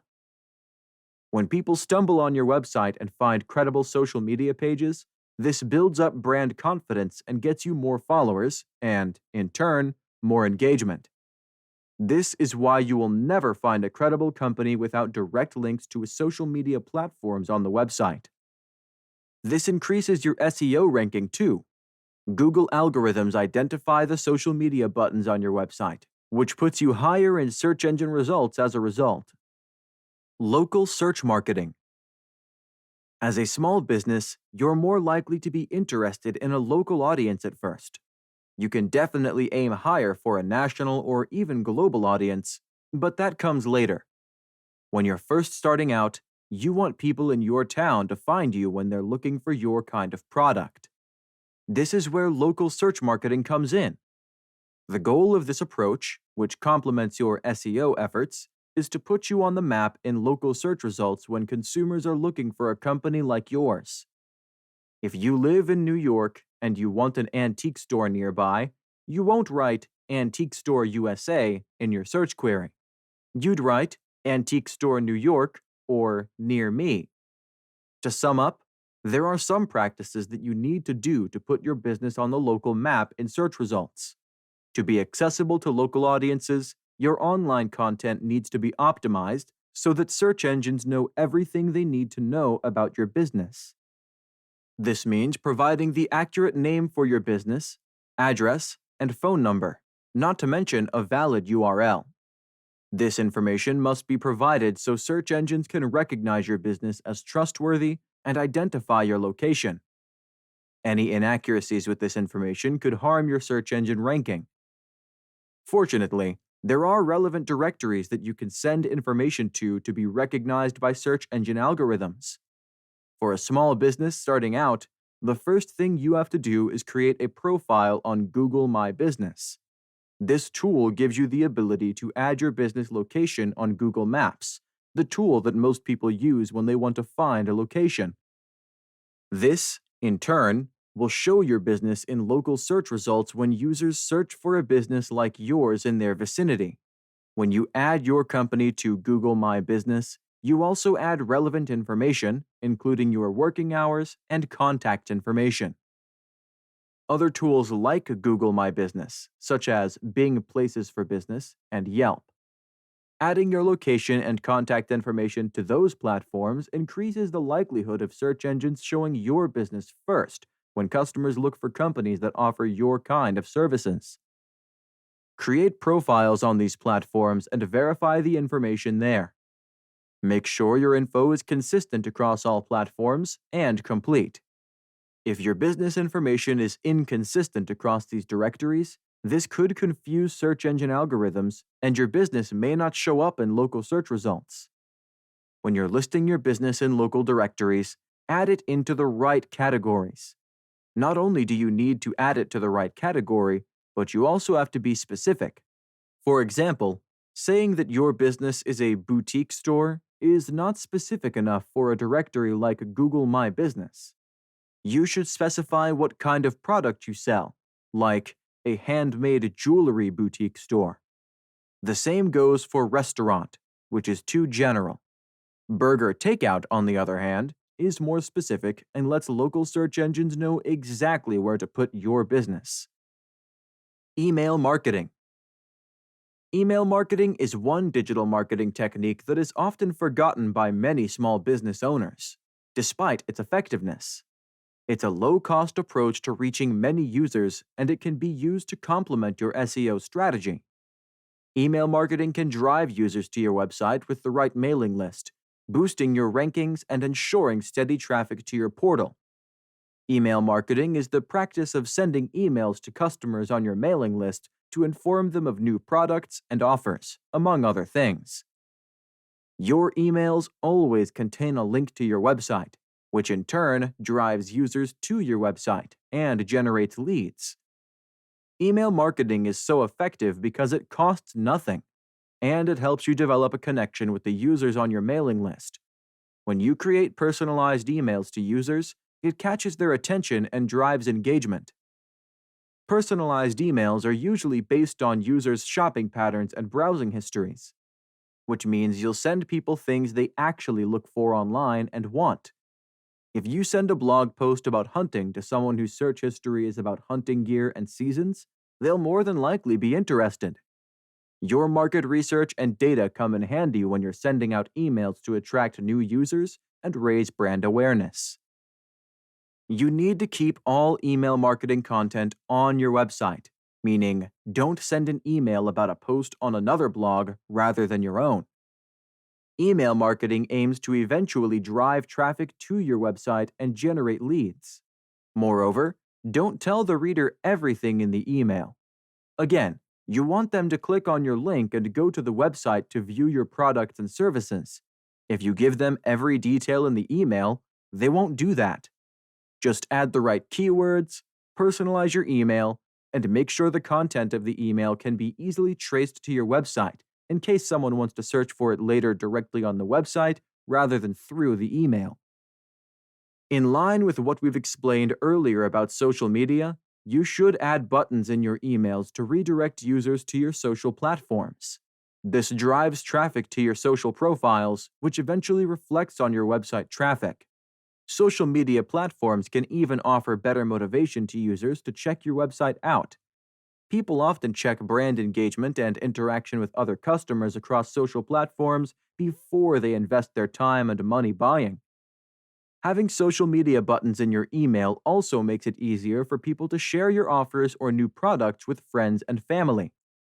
Last but not least, the most important thing to ensure the success of your email marketing campaigns is to develop the right mailing list.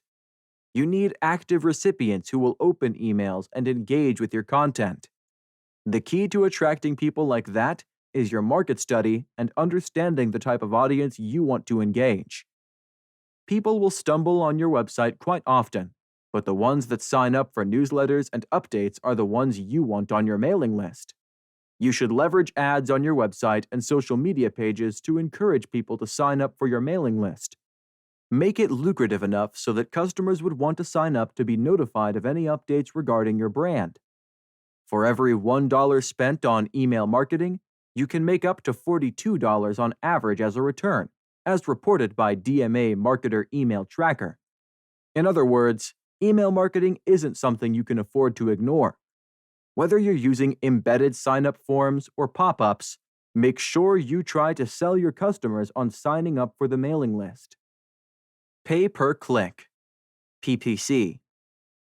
PPC marketing is the last approach we'll talk about to drive traffic to your website and improve your search engine ranking. This is a model of online advertising where you only pay if someone clicks on your ad. This model has its pros and cons, but generally speaking, it's good for small businesses, as you only pay for clicks when someone is actually redirected to your website. These ads will appear on the top and sides of search query or before videos. They are a good approach to generating leads, and you can invest in PPC marketing as much as you want. You pay more money for more popular keywords that might have higher competition than the average ones. These were some of the digital marketing techniques you could use to improve your search engine ranking and drive traffic to your website. SEO is an ongoing process that you need to monitor and constantly adapt. Leverage the data you can access through analytics tools and use it to refine your approach to reach more people. When it comes to all those techniques we talked about, what matters the most is hiring the right people for the job. You need competent content creators and marketers to carry out your digital marketing strategy for you. It might seem like a pricey investment to hire a marketing team or outsource the job to an agency, but it'll probably be the best investment for your small business. Marketing is how you grow, and if you get the right people on the job, the sky's the limit. When it comes to search engine ranking, you should always aim high. Studies show that most people don't go beyond the first page of search results, the second at most. This is why you need to aim high and try to be on those first 2 pages so your target audience can find you. Be patient and observe your progress. Getting a high search engine ranking won't happen overnight. It's the result of continuous work to optimize your content and use techniques like email marketing. Do it right for long enough, and your website might just rank on the first few search results. Offline marketing. While offline marketing isn't nearly as effective as digital marketing, it can still yield good results, especially for small businesses. When your company is just starting out, you can focus on the little details that big businesses often skip. This can give you a competitive edge, and you don't have to invest in highly expensive offline marketing techniques too. There are simpler ways to reach your customers. Mailing. You might not believe it, but some companies still send out physical mail. Sure, an email can reach a lot more people, and it's cheaper. But many people still prefer physical mail. And if they get a voucher or a sample of your product, this could go a long way into making them love and trust your brand. Sending mail is also more personal, and it lets the customers know that you care, because sending out a mail package takes a lot more time and consideration than an email. Plus, most people prefer the feel of a physical product or voucher in their hands. You can send a printed business newsletter in the mail or a special offer notification to let the locals know of your discounts. You can also send a sample of your products, but this is a bit pricey, though it can be very effective. Invest in packaging. The package in which you send your products is probably the best way to market your company. People love a well-designed package, and if yours stands out, you guarantee that you'll have your customers' attention. You don't even have to splurge on expensive packaging, but just get a bit creative with the designs. Something as simple as your product packaging can give you the edge over a competitor that sells the same products but doesn't have such good packaging. Customers love boxes and bags with cool designs that they can reuse later, and it might just be incentive enough for many to come back and buy from you. Plus, good packaging will draw the attention of others that don't know your brand and pique their interest. There are more effective offline marketing techniques if you have the budget for it, like renting billboard space. If you do it in an area with high traffic and if the design is good, you could generate many leads, and it will get you a significant business exposure. Add the relevant details about your business on the billboard, starting with the product or service you offer and your contact information and your website or physical address. Cheaper offline marketing techniques that still work include printout ads, like flyers and banners. You can add those to the places you know people will swing by and might be interested in your products, such as bookstores or bus stations. Chapter 7. Building a Team. The team you bring on board will either help you build your business or bring it down. You need to hire the right team to get your business off the ground, and more importantly, you need to shape the people you hire into winners and believers who believe in your vision. No matter how good you are at what you do, you simply cannot build a successful business on your own. You need help to achieve your goals, and a dynamic team with the skill and hunger for success is that help. With the right team, you don't have to carry the weight of the business over your shoulders, and you can begin to delegate. As a small business owner, you need to be careful with your hiring decisions. It costs a lot of money to bring the wrong person on board, between training them and paying salaries, only for them to leave or be fired a few months later, forcing you to hire someone else. This is why you should take your time with hiring anyone until you find the right people to help you build your organization. Here's how you can avoid that happening and the tips you need to keep in mind to succeed in the hiring process. How to start the hiring process. Understand your needs.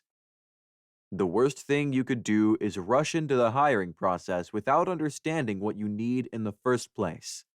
It's natural to want to bring a team on board to get things going and start making money, but the results can be catastrophic if you rush this process. The first thing you need to do is sit down and write the positions you need to fill and their roles in the organization. Prepare detailed job descriptions with the role of each job position.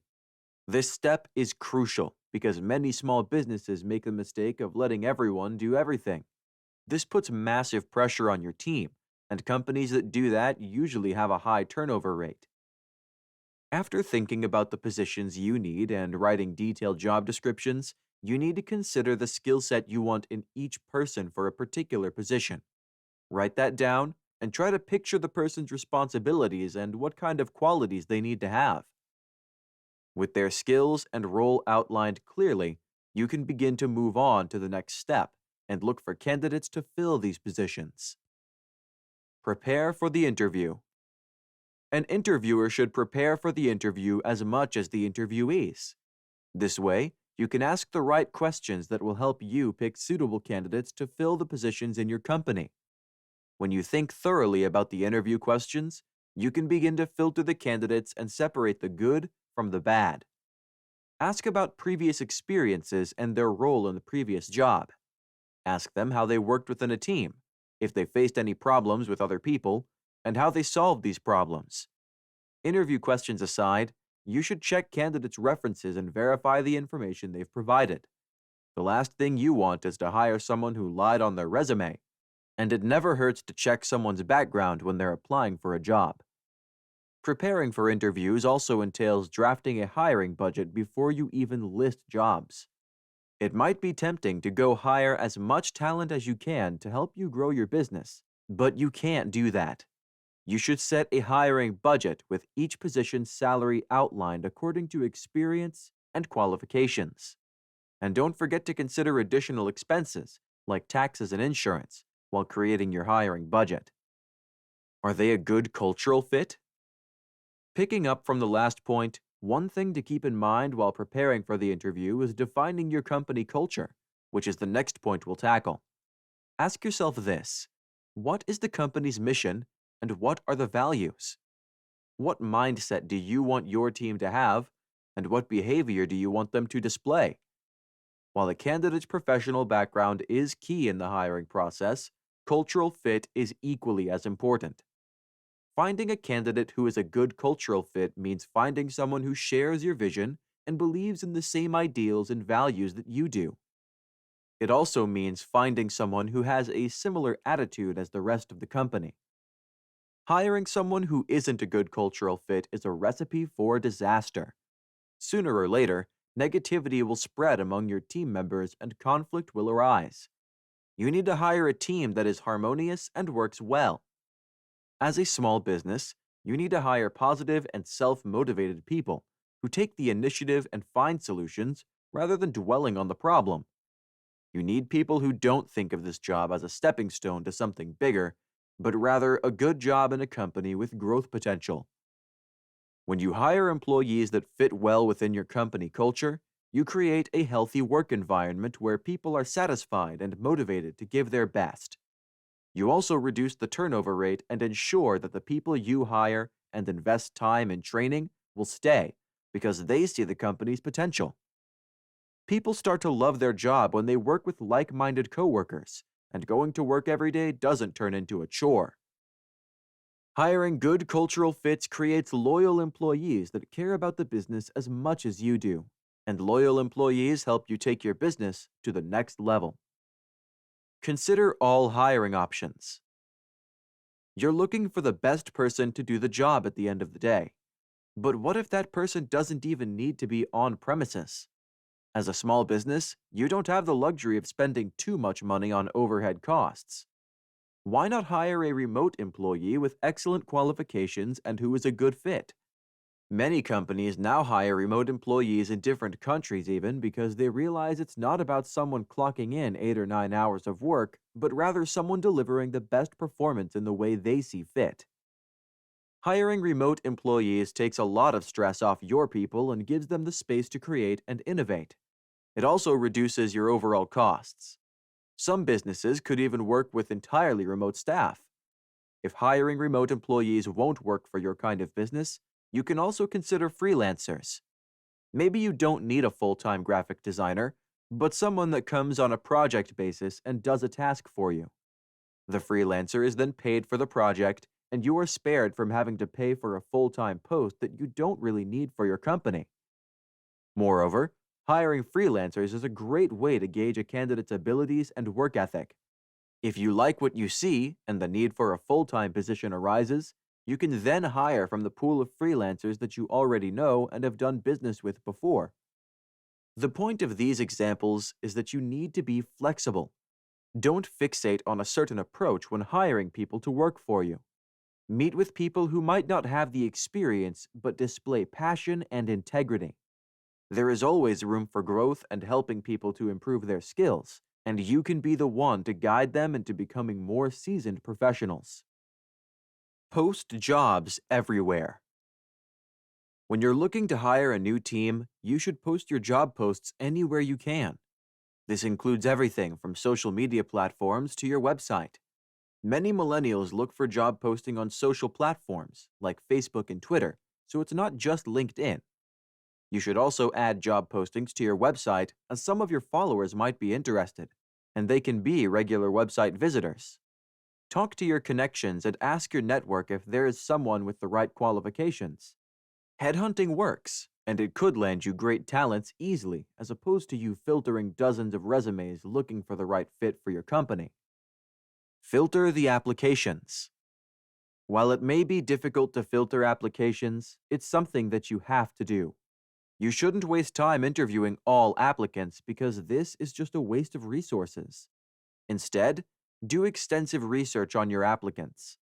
Go through their resumes and check work samples. If they added social media links, check them out. If you have access to former employers, call them and ask about the candidate's performance. You need to learn everything you can about them to choose whether or not to invite them to an interview. You should focus on experienced and qualified individuals, but don't rule someone out without the experience, but with enough passion and creativity. If your research and inquiries about someone show that they may be a good fit but don't have the credentials to back it up, meet with them. Sometimes, candidates do surprise you in interviews. However, if someone has neither the experience nor the creative spark, you shouldn't meet with them just for the sake of it. Hire the right person for the job. If you can't find what you're looking for, don't settle. Keep looking for a suitable candidate. It beats hiring the wrong person that would only cost you time and money. When you do find the right person for the job, make them an offer. One way to settle on the best candidate is to have a consistent interview process. It doesn't make sense to approach each interview from a different angle, and it will only make it difficult for you to make the final decision. Instead, follow the same process with each candidate and prepare your questions beforehand. This way, when you're trying to make a decision, you can make the right choice based on the applicant's answers to the same questions. Building the team. Onboarding new hires. With your new hires selected, you next need to onboard them. This is something else that you should prepare for in advance. Create an onboarding plan to introduce new hires to the company mission and goals, their roles, and what's expected of them. I'd recommend having a short training program for each position or a process to help them understand the job and your business and get hands-on experience. Perhaps the most important part of the onboarding process is communicating with your new team. Explain your vision for the business and let them know where you see this company going with their help. Talk about the company culture and what's expected of them as a whole for the business to succeed. Discuss future plans and the direction in which you plan on taking the business. You should also set goals for the team, like getting the first batch of clients or designing the product package. This is how you get new hires excited about what's to come and the company plans. Understand each employee's abilities. As a small business, you will get to work closely with each of your new hires. For that to work out, you need to understand what each of the people you've selected can do and what they cannot do. Your new hires will have come from various backgrounds, and to make them all work together for the greater good of the business, you need to understand these people. Each new member will have a different idea about how to do the job. Some of these ideas will align with yours, and others won't. This is where effective communication comes in. As the business owner, understanding your team's strengths and weaknesses and how they think is how you can get the best out of them. When you have that level of understanding, you can channel each person's strengths in a way that will help them grow, and your business expands. Creating a team that works well together isn't as easy as it sounds, and the way to do that is to understand what each person is capable of. Trust your people. This may be the hardest thing to do for a small business owner. You care so much about the idea, and you've probably invested too much time and effort into it that you fear it won't be safe in other people's hands. However, the only way to grow your business is to trust your new hires enough to delegate tasks so you can focus on the bigger picture. You hired these people to do a job, and they can't do it if you don't let them. It's not your job to handle every job in your organization, though you will be tempted to. It's your job to explain your expectations and what you need from each employee. More importantly, you need to provide them with the tools and resources to do their job well. You'll be there to support them, but you need to trust that they can do the jobs that they were hired to do. This part is challenging for a business owner, but you can't grow your company if you keep micromanaging and controlling every small detail. Establish accountability. Just because you run a small business doesn't mean there shouldn't be accountability. New hires should understand performance metrics and how they will be accountable for doing their jobs. After training them and giving them the resources they need to do the job, they should be held accountable for the results. Give them deadlines and challenge them to do their best. Follow-up is key for the success of any business, and as we mentioned earlier, goals that aren't time-based aren't achievable goals. Accountability doesn't mean terrorizing your new hires. It simply means asking people to deliver their tasks on time. You will acknowledge those that perform and reward their success in any way you can. As for those that don't do the job, you should mentor them. Guide them and help them improve rather than reprimand them for every single slip-up. The more you invest in helping your people get better, the more they will be loyal to the company and keen on seeing it grow. How to retain hires. Hiring a team is one thing, but retaining that team is a whole other challenge. While building your organization, you need to be mindful of employee retention, and you should keep working on this goal. One of the best ways to do that is to give new employees the chance to expand on their current roles. Yes, they need to have specific job roles, but if the employee is willing and able to explore new roles and do more, empower them to do that. It makes employees feel valued and not constrained by the bounds of a specific job description set by someone else. Mentoring your new employees is key if you want them to stick around. You have to be there when they need you, and you should always provide guidance. You shouldn't coddle them, but you should show them the ropes and be present when they need some questions answered. One of the main reasons why many employees leave their jobs is the lack of guidance and mentorship, as it doesn't feel fruitful when you're left on your own to do your job without any help. Team-building exercises are a healthy practice that you can use not just to improve morale, but also to enhance performance and skills. A small business environment can be fast-paced and somewhat tense, and team-building exercises can help the group get accustomed to working together under that kind of pressure while also enjoying themselves. Another aspect that makes the difference in employee retention is how you handle failures as a team.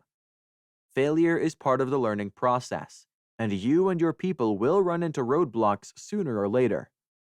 Failure can be a massive learning opportunity that will help you and your team learn from your mistakes and avoid them in the future. The most important thing is to figure it out as a team rather than blaming people for their shortcomings.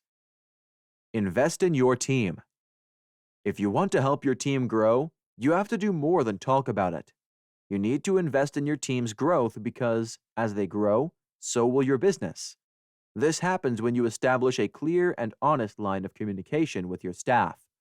By doing so, you understand their dreams and goals, and as a result, you can help them get there. Invest in your team by helping them improve their skills and grow so they can become the best versions of themselves. Give them the resources and tools they need to achieve their goals, and they will be forever loyal to you. The best way to invest in your people is not just through giving them training sessions and courses, though these are important, to also creating a healthy work environment where people can express themselves. Show your team that you care and make their growth your concern. With this kind of positive mindset, you create a positive work environment where people prosper and, in turn, the business moves forward. Identify negative patterns. Negative patterns in the workplace can create a host of serious problems, which is why you need to identify them early so you can act quickly. Despite creating a solid hiring plan and carefully vetting applicants, you may still choose one or two people that can be wrong for the job or a poor cultural fit. People often say all the right answers and put on a mask during interviews, and you may not be able to see their true faces until after you hire the person. While that is fine, we all make bad decisions. The key is to not let your ego get in the way. If you find that someone isn't a good fit, talk to them and try every possible approach to have them fit into the workplace. If it doesn't work, then your last resort should be firing them. Cultural fit aside, you need to be mindful of negative employee patterns that may affect harmony in the workplace. Employees with a stubborn mindset who want to keep doing things the same way they've learned rather than following your lead can be a negative influence. Those who don't work well with teammates are also challenging to handle, and they can cause quite a few problems in the workplace. Again, firing employees should be your last resort after exhausting every other approach to fix the problem. Employees aside, you need to identify your own negative patterns as a manager. Don't be too set in your ways that you always assume that your way is the right way. Keep an open mind and listen to employee suggestions.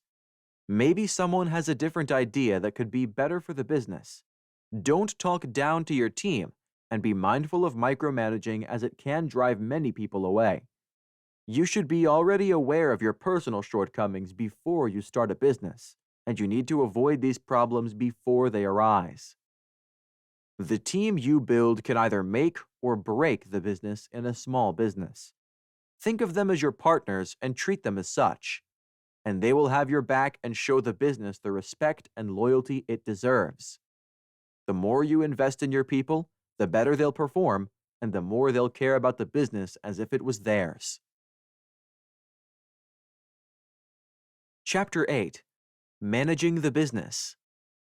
By now, you have a business up and running as well as a team. This chapter will explore how you should manage the business and the things to keep in mind as you try to get your company off the ground. While your team is essential for the business's success, companies that fail usually have management problems. In other words, your company's success depends on how you run things and the approach you take to both development and roadblocks. Tips to manage your small business. Keep your finances in order. How you approach the financial aspect of the business is everything. Your finances need to be kept in order if you want things to run smoothly and the business to grow. The first thing you have to do is keep your personal and business finances separate.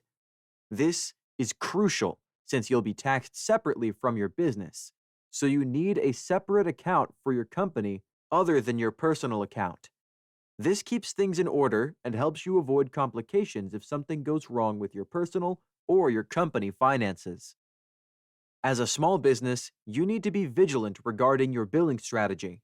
There will always be customers who are late on payments and cause complications with your invoicing system. This is why you need a solid billing strategy in place so you can have cash flow when you need it. Remember that you need money to order supplies and keep things running. Too many clients falling behind on their invoices can cause serious cash flow problems, so you need to approach your billing strategy correctly. The first thing I'd recommend doing is to invest in invoicing software. Invoicing software will make your life a lot easier, and it will keep you on top of your business finances. Software like QuickBooks handles invoicing for you and does things like create and send invoices and reminders. It can schedule recurring payments rather than sending one every month. This kind of software will help you keep track of every sale and invoice, which will make it a lot easier for you to send timely invoices. Payment delays often happen when the business itself forgets to send the clients the notification that their payment is due, which is a problem you can avoid with the right invoicing software. Apps like these will also prove useful when it's time to file your taxes, as they keep a list of your transactions and cash flow so you can easily calculate your taxes. It's always a good idea to hire an accountant for your business, especially if you plan on growing. They will manage this aspect of the business for you and take a load off your shoulders. With or without an accountant, you have to monitor your books regularly. At least once a month, preferably weekly or daily, go through your books to observe the cash flow and better understand your business finances. This will also let you know if someone is doing anything with your books that could lead to legal problems. Setting up healthy financial habits is key for the success of a small business, starting with regular monitoring of your books. The more you immerse yourself in your business finance, the better you'll be able to make the right decision for your company. For example, some companies struggle with the estimated quarterly tax payments. In this case, it may be better for your business to spread out tax payments, so you'd pay them monthly rather than quarterly. This way, your taxes can be added like any monthly expense. Choose the right time to expand. One of the hardest choices you'll have to make while running a small business is when to expand and when not to. Growth for the sake of growth is the wrong mindset to have as a small business owner. Many view success only in terms of growth, but this isn't necessarily the case. The goal is to have an increased return on your investment, which doesn't always mean expanding. In fact, some experts recommend reducing the number of products in some cases to maximize your profits. You don't need to increase your sales per se, as many would lead you to believe. Let's do the math. If you add a dozen new products in your quest to expand and grow your business, and these products have minimal sales each, your overall sales will increase. Does this always translate to a bigger profit? Not necessarily.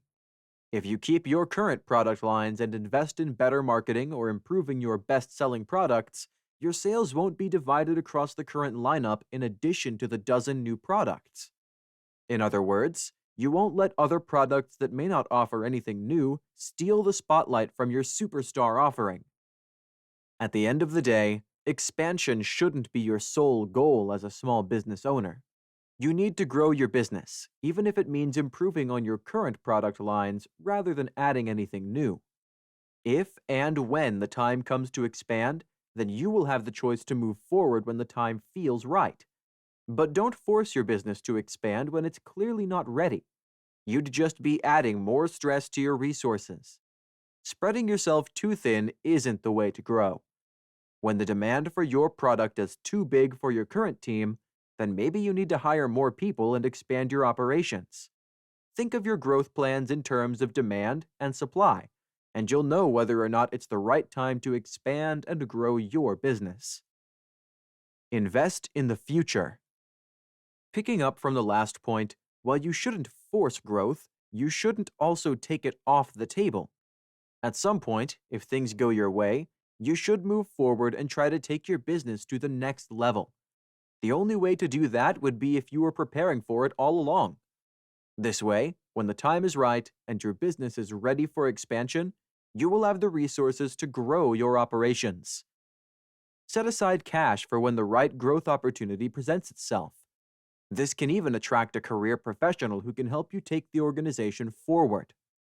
Either way, it's investing in the company's future. You should always maintain a healthy cash flow with a part of it set aside in case you need to invest in a venture that will allow your company to grow. It's easy to lose yourself in the day-to-day operations of your company, but those won't get you to your dreams. You need to keep an eye on the big picture to seize the opportunity. Investing in the future doesn't just mean setting money aside. It also means preserving your energy and keeping a positive outlook on things, because the best is yet to come. Moreover, it means retaining your employees and making sure you have a solid team that will grow with the company.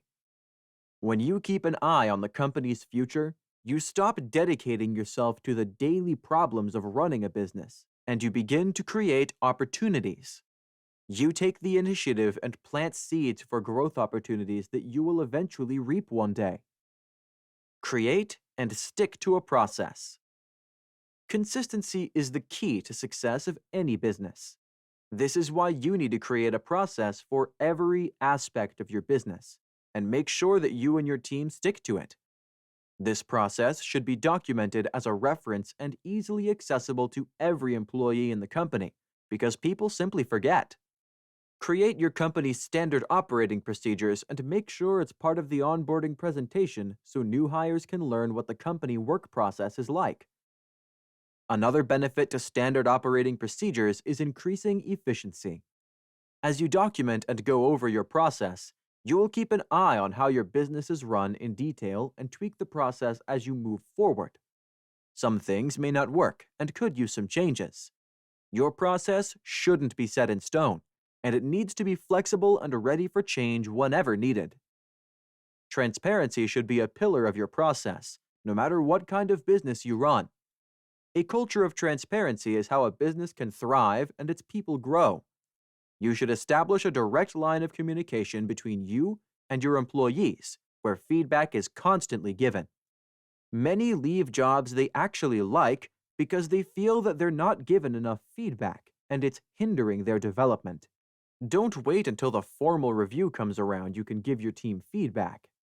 On the other hand, transparency also means your people can come to you with any problems or questions they have.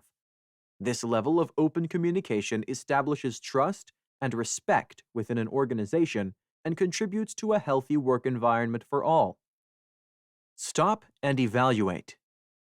It may not be easy, but you always have to evaluate how your business is doing, not just at the end of every year. As the business owner, it's your job to always look for new ways to improve the processes and increase efficiency. I'd recommend doing it at least every 3 months to get a clear vision of how each quarter fares compared to the previous one. Focus on the things that are working and those that aren't, so you can eliminate inefficiencies and maintain the processes that do work. The last thing you want for your business is to keep doing things that aren't working, which is a waste of time and resources. This is why you need to evaluate your business progress at every opportunity. It wouldn't even be a bad idea to do it every month, especially when you're starting out. In the beginning, it will take your team some time to get the hang of things and figure out what works best for them. When you evaluate the organization's performance as a whole, you get to pinpoint inefficiencies and eliminate them. It's easier to get rid of a bad process a few months after implementing it rather than a year later. Use technology. When you're running a small business, you'll want to cut costs whenever possible, so it will be tempting to avoid investment in digital tools. These tools, however, end up saving you not just money, but also time and effort in the long run. Automate any processes that you can to channel your company's resources toward processes that need human input. When you automate processes that consume a lot of time, like payroll, staff attendance, and invoicing, you free up time that you can invest elsewhere. Manual day-to-day operations take up time and manpower that you could redirect to grow your business. You don't need to send invoices to a dozen customers or do your taxes when software can do it for you. Instead, you can focus your time and energy on attracting investors and growth opportunities. Invest in employee satisfaction. We talked earlier about employee retention, but in this part, I want to talk about keeping your people happy.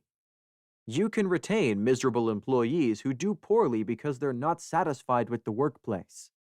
What do employees look for in a healthy work environment that would keep them satisfied? Above all else, flexibility.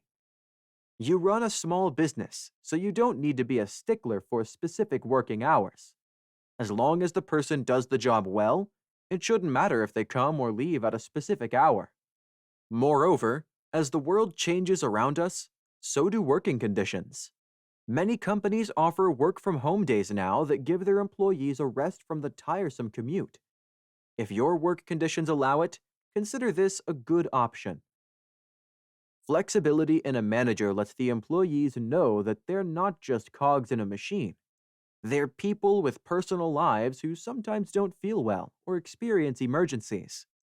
Showing empathy and compassion for your people's circumstances increases employee satisfaction and ensures they will remain loyal to you as an empathetic manager. Mistakes to avoid. Part of being a good manager is knowing common pitfalls and how to avoid them. Many small businesses stumble and fall in the first few years because they make mistakes that can be easily avoided. This section will explore some common mistakes that many small business owners make and how you can avoid them. Undercharging your clients. This is a common mistake that small business owners make in an attempt to undercut the competition.